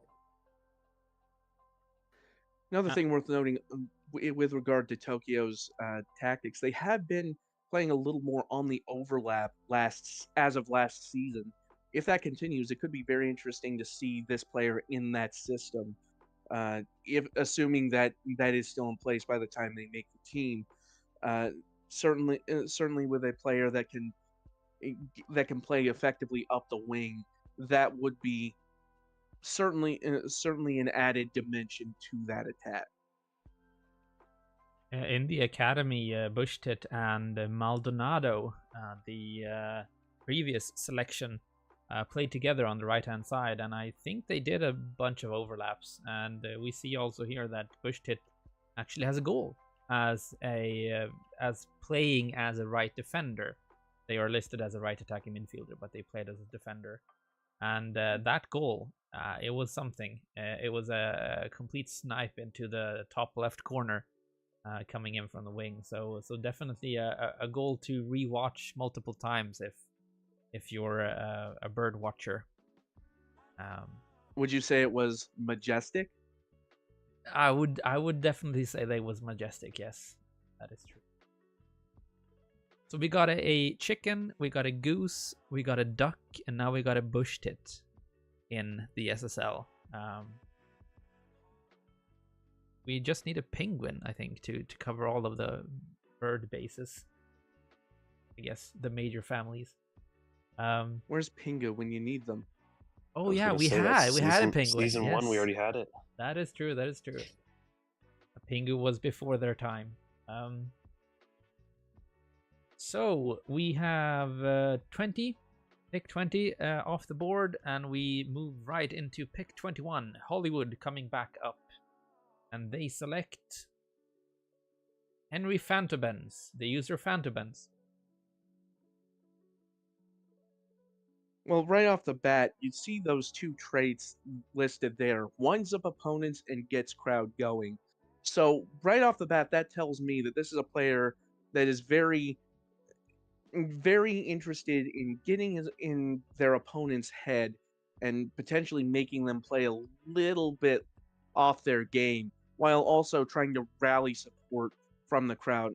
Obviously, these two traits don't have a huge impact, usually in the sim, but it is nice to see when they are taken, because it does paint a bit of a picture as to what the player is, how the player approaches their craft. As far as on the field goes, they're primarily a wide midfielder, but can also play wingback on the left and also holding midfielder. Also worth noting, they have actually banked most of their TPE, 124 still uncommitted. So certainly a lot of room to build with that.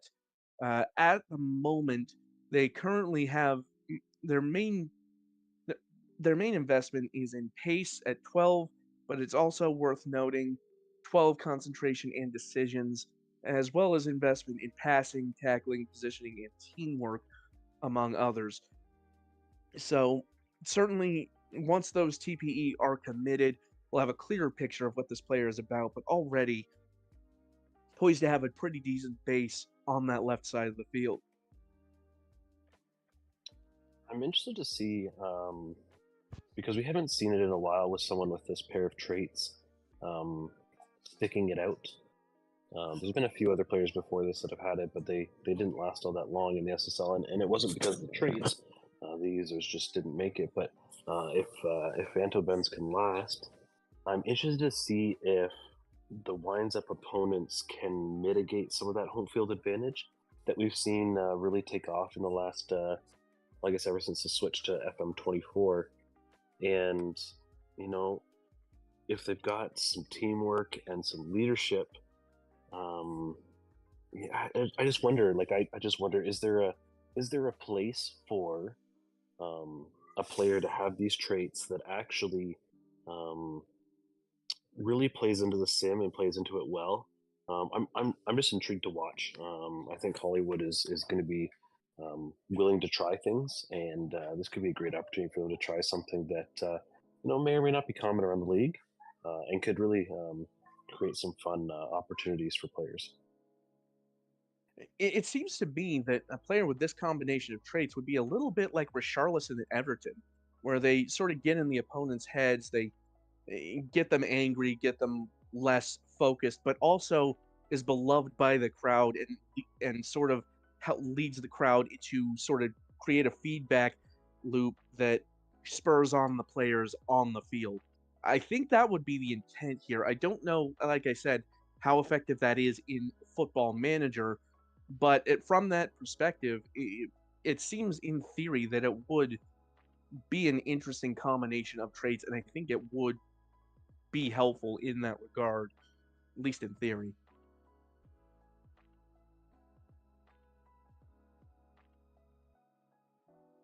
At 22 overall, we have Romana coming back into the draft, and they select Bob Kronkowski, the user Papalinator.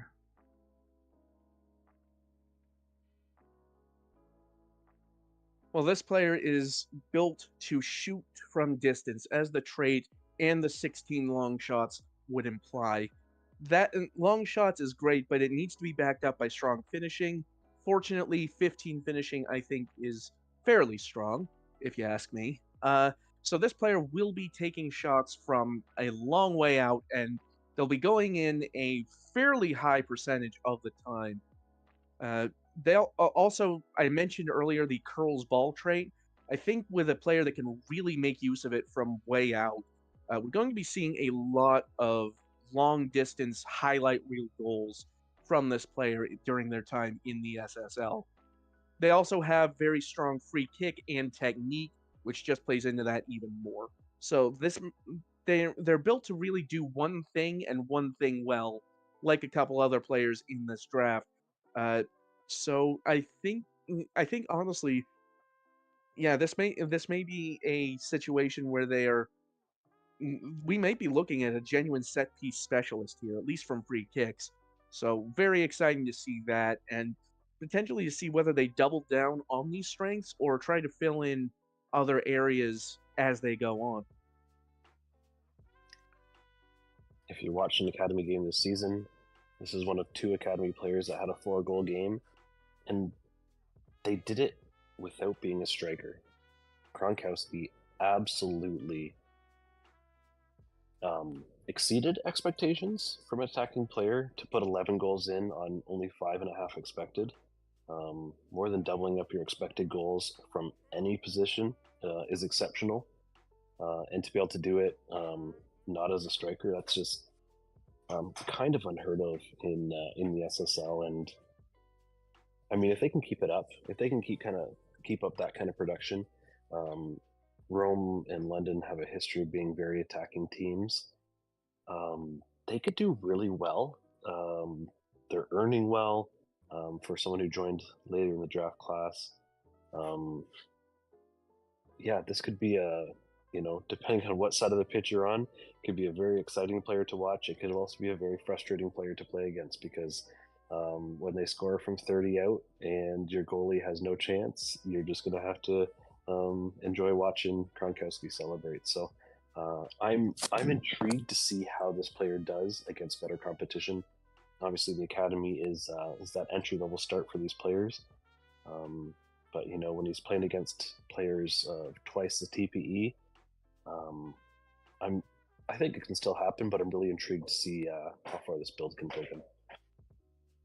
One of the few free kick goals we've seen in the SSL so far has been one in the academy from Kronkowski in this past season. So, like you said, trying to get that type of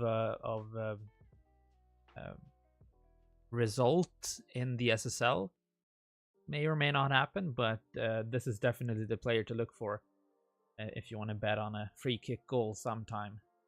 Somewhere.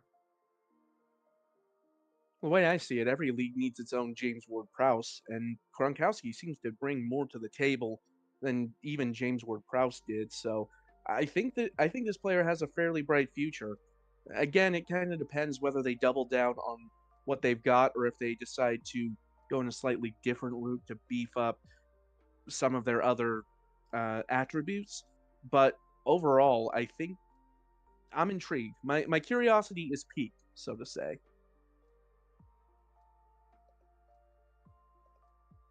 "23rd overall sees Schwarzwälder coming back into the draft, and they select Ace Faulkner, the user Ace. Well, I'll just say this right now. Kurt Lightning might have some competition for my favorite name in the SSL after this. But yes, this is an attacking midfielder who plays on both the left and the right, as well as in the center. So going to be playing a little behind the strikers, a little ahead of that defensive line, that last line of defense, but still poised to contribute very effectively from that. They'll be running with the ball on either side, primarily on the right, but as I say, they can play elsewhere in the attacking midfield. Likes to switch ball to the other flank, which basically means that if they're on the right flank, they'll send in a long cross over to the players out wide on the left.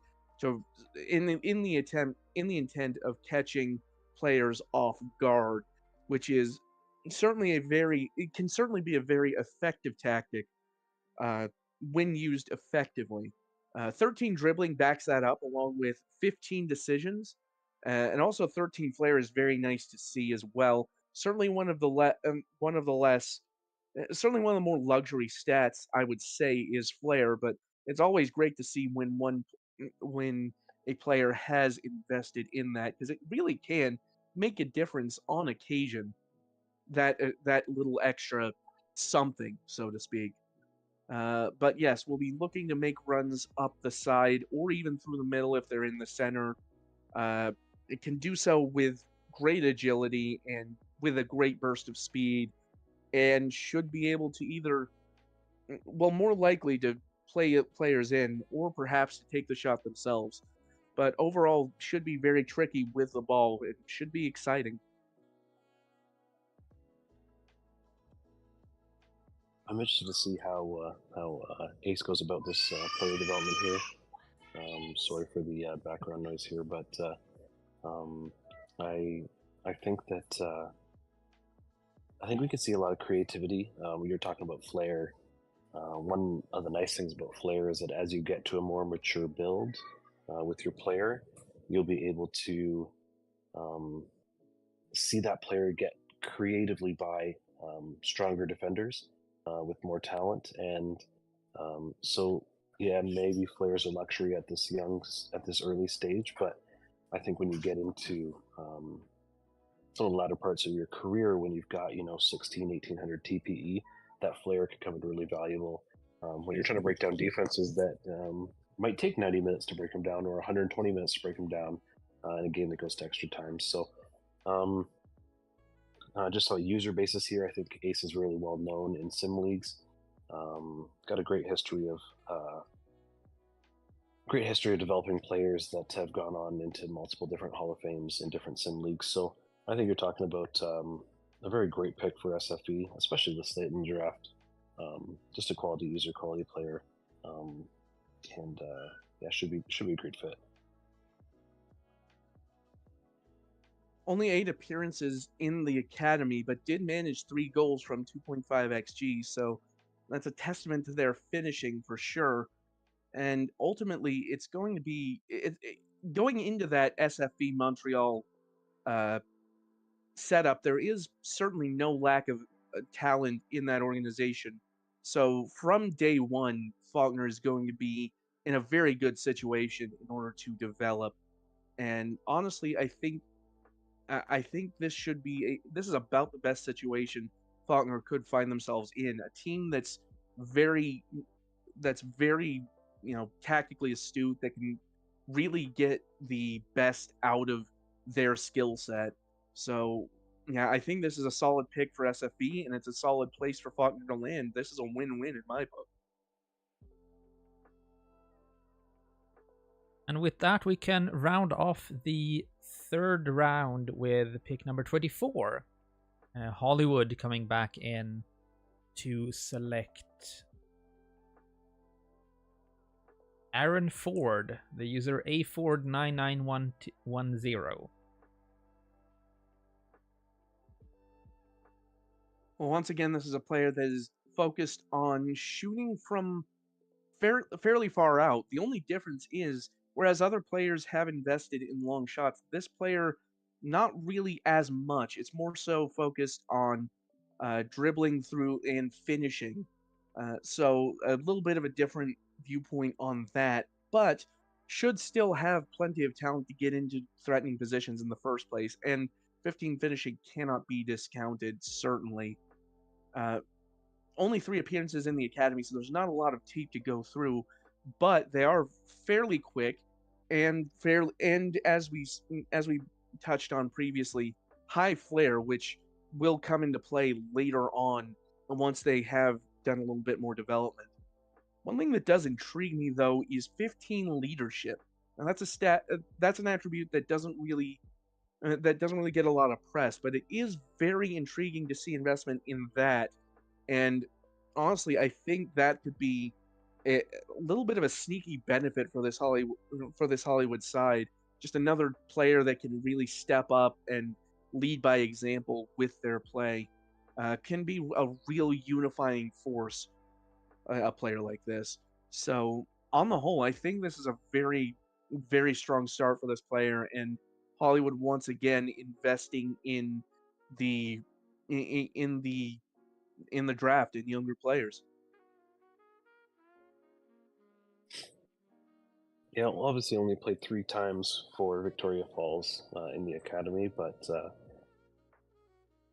450 TPE, yeah, a little bit behind their class leaders, but honestly, that's not going to matter in the grand scheme of things. As a center attacking mid, if you can break down defenses and get good shots off, you take so much pressure off of your striker or strikers.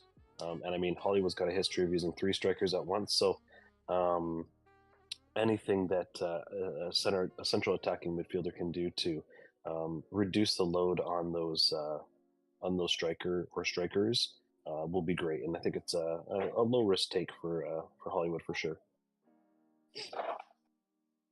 And that concludes the third round. We have about 4 players left to select, or 5 players left to select. We've seen the first pass coming up here now at 26. So without further ado, let's just get right onto it. Pick number 25, we have União Sao Paulo, and they select Angry Lizard, the user McRiddy10. Well, we have come to our first inactive player of this draft. At 408 TPE, they are already a little higher up than, say, a player that went inactive immediately after creating. But nevertheless, an inactive user means they probably aren't going to be getting a lot more TPE than this, which is unfortunate because this looks like a fairly interesting build in the making. Very well rounded. Nothing really stands out, but there's a lot of places that are at least decently built. Crossing early means that they would create, as I mentioned before, sending in crosses from a sharper angle and from higher up the pitch to try and catch the defense off guard. Defensively, they would also contribute by marking the opponent more tightly than the average player. At only 10 marking, I don't know how much of a difference it would make at that attribute level, but certainly would be a benefit defensively, I would say. This player is mainly a left wing back, but can also play on the right and can also play a little further back on the left. So certainly a bit of a hybrid wing back. Could contribute both offensively and defensively. If this user does come back, they would have a pretty interesting build though. Yeah, I think at this point, Sao Paulo is just looking to round out their minor roster. And there's no reason not to take a player at this point for them. They may have some connections to the user, might be able to bring them back to life. I've seen that many times in the past where just due to player connections and user connections, sometimes you might make a pick late in the draft that player was inactive, but because they know you, they might finally gain some interest again. So, yeah, low risk, potential for some reward for sure. And at pick 27, we might see the same type of analysis done here as well, as Buenos Aires makes their 4th selection in this draft, picking up Mayan Cannon, the big boy. Well, as a Tottenham Hotspur fan, it breaks my heart that the Harry Kane render is inactive, but nevertheless, if this user does come back, they would have 34 TPE to work with to apply to their player. Once again, a wingback plays primarily on the right, can also play at right winger, funnily enough, but would make runs up the wing and would try to get the crowd involved, which, as we've said, of dubious use in the sim, but it's still a fun trait to have regardless. Uh, Not actually very badly built on the technical side, with 12 dribbling and 12 finishing. So certainly could have made a presence on that right wing, and still might, at least in the minors here for Athenai.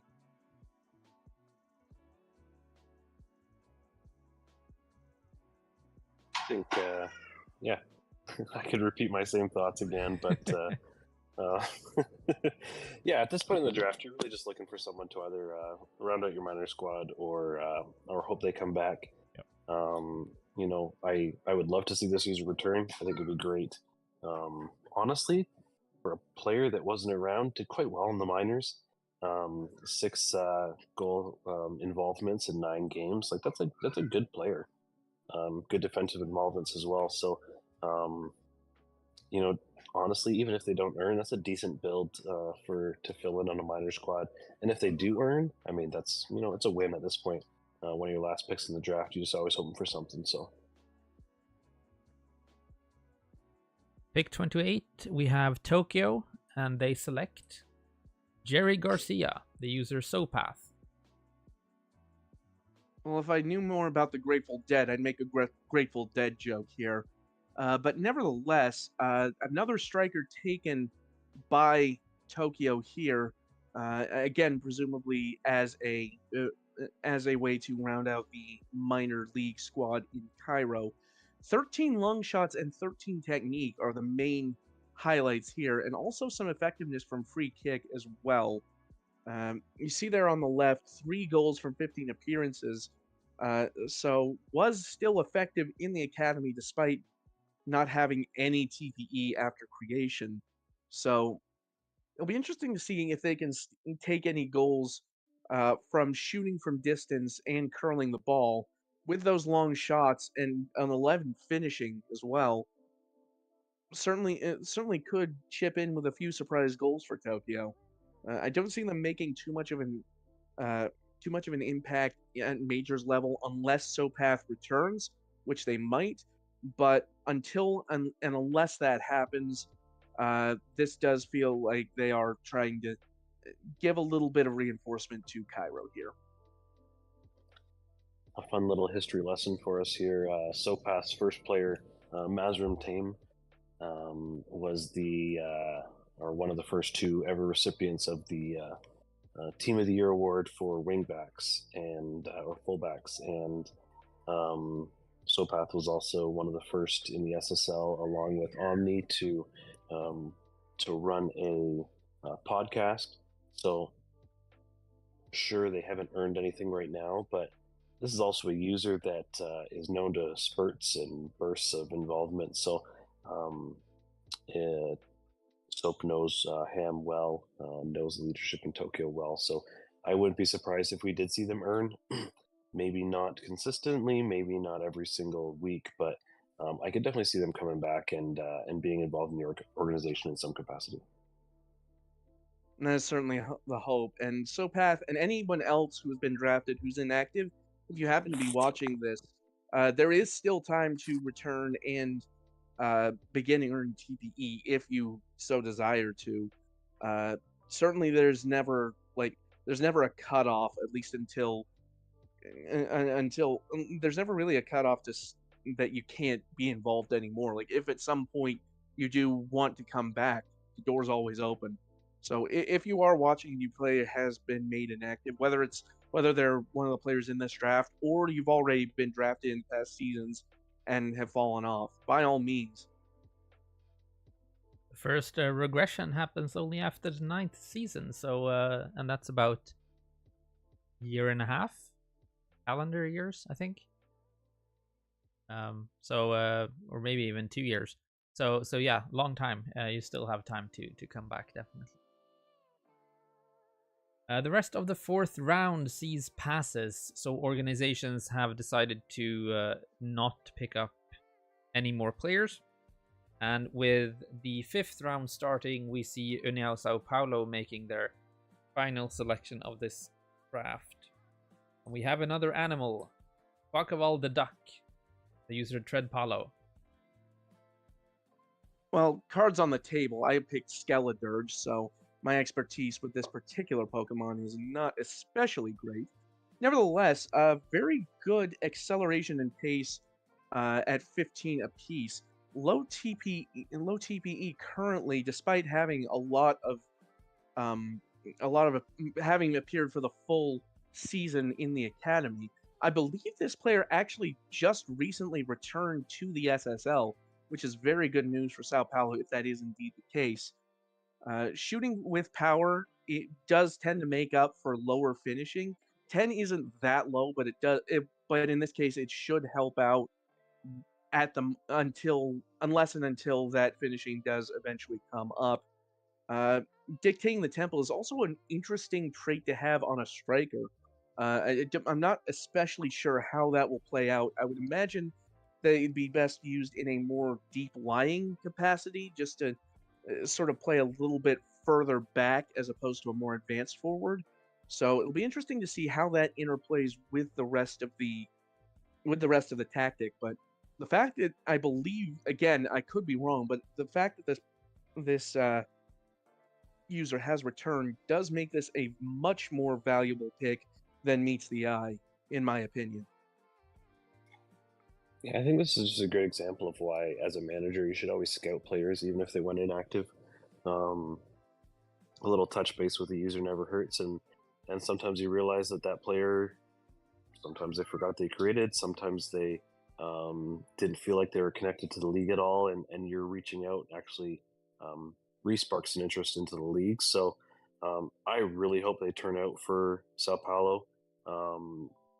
If the potential, second last pick of the draft becomes a long and mainstay in the league, it's just a testament to the culture that organization's building right now. So I hope for their sake it pans out. But yeah, it's low risk, totally low risk at this point. So. And the final selection of this season's prospect draft sees Buenos Aires select Paytay Commerdown, the user Kobe dropped 81.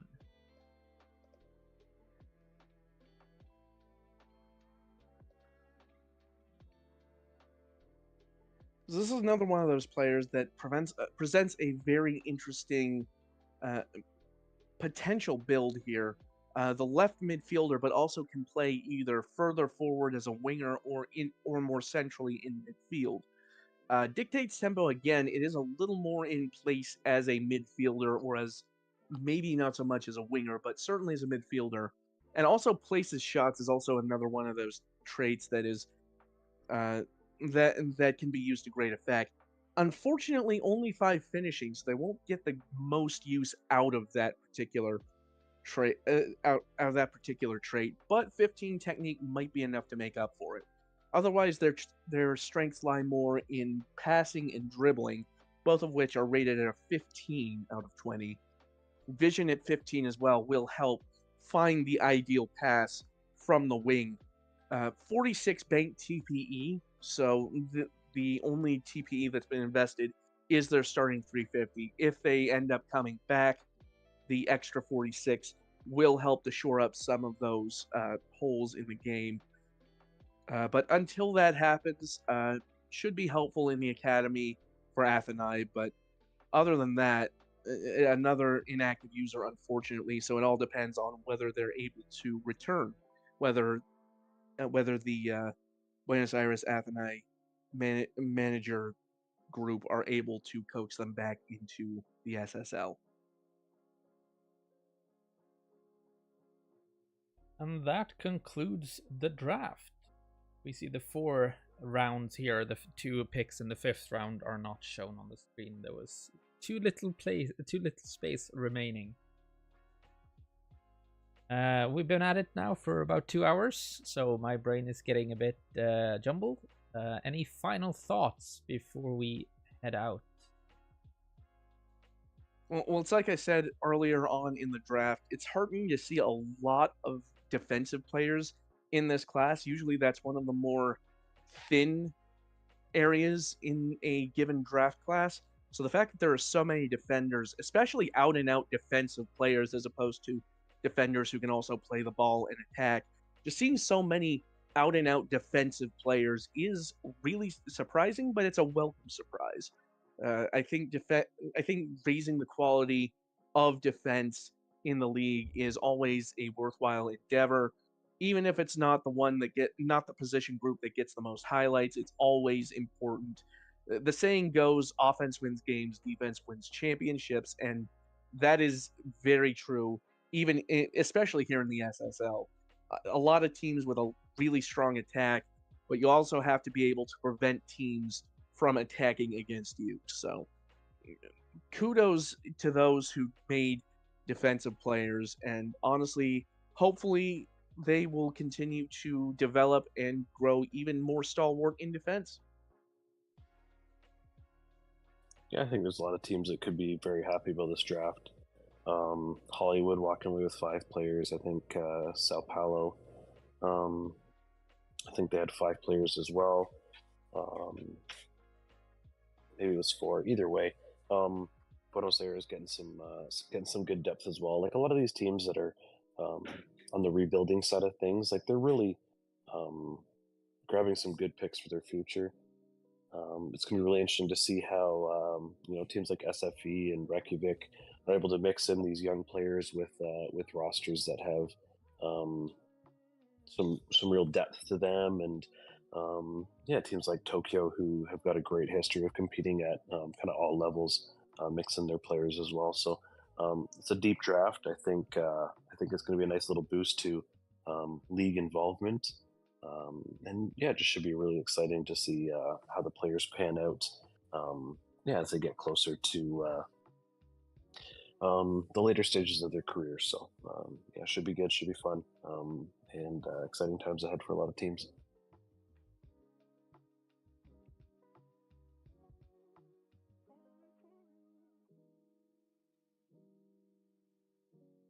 And with that, we can round off the S17 SSL Prospect Draft. To everyone that has been picked, good luck in the upcoming seasons and in your careers. It's going to be fun to see you out on the pitch in an SSL League uniform next season.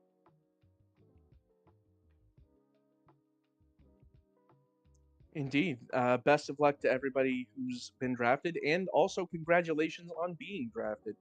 And certainly at this point is a bit of a formality, the draft, but still, nevertheless, it's still certainly worth celebrating. So, congratulations to everyone for making it this far, and best of luck again in the seasons ahead. And with that, we bid you farewell. I've been Canadus, the Commissioner. I've been Metafiction.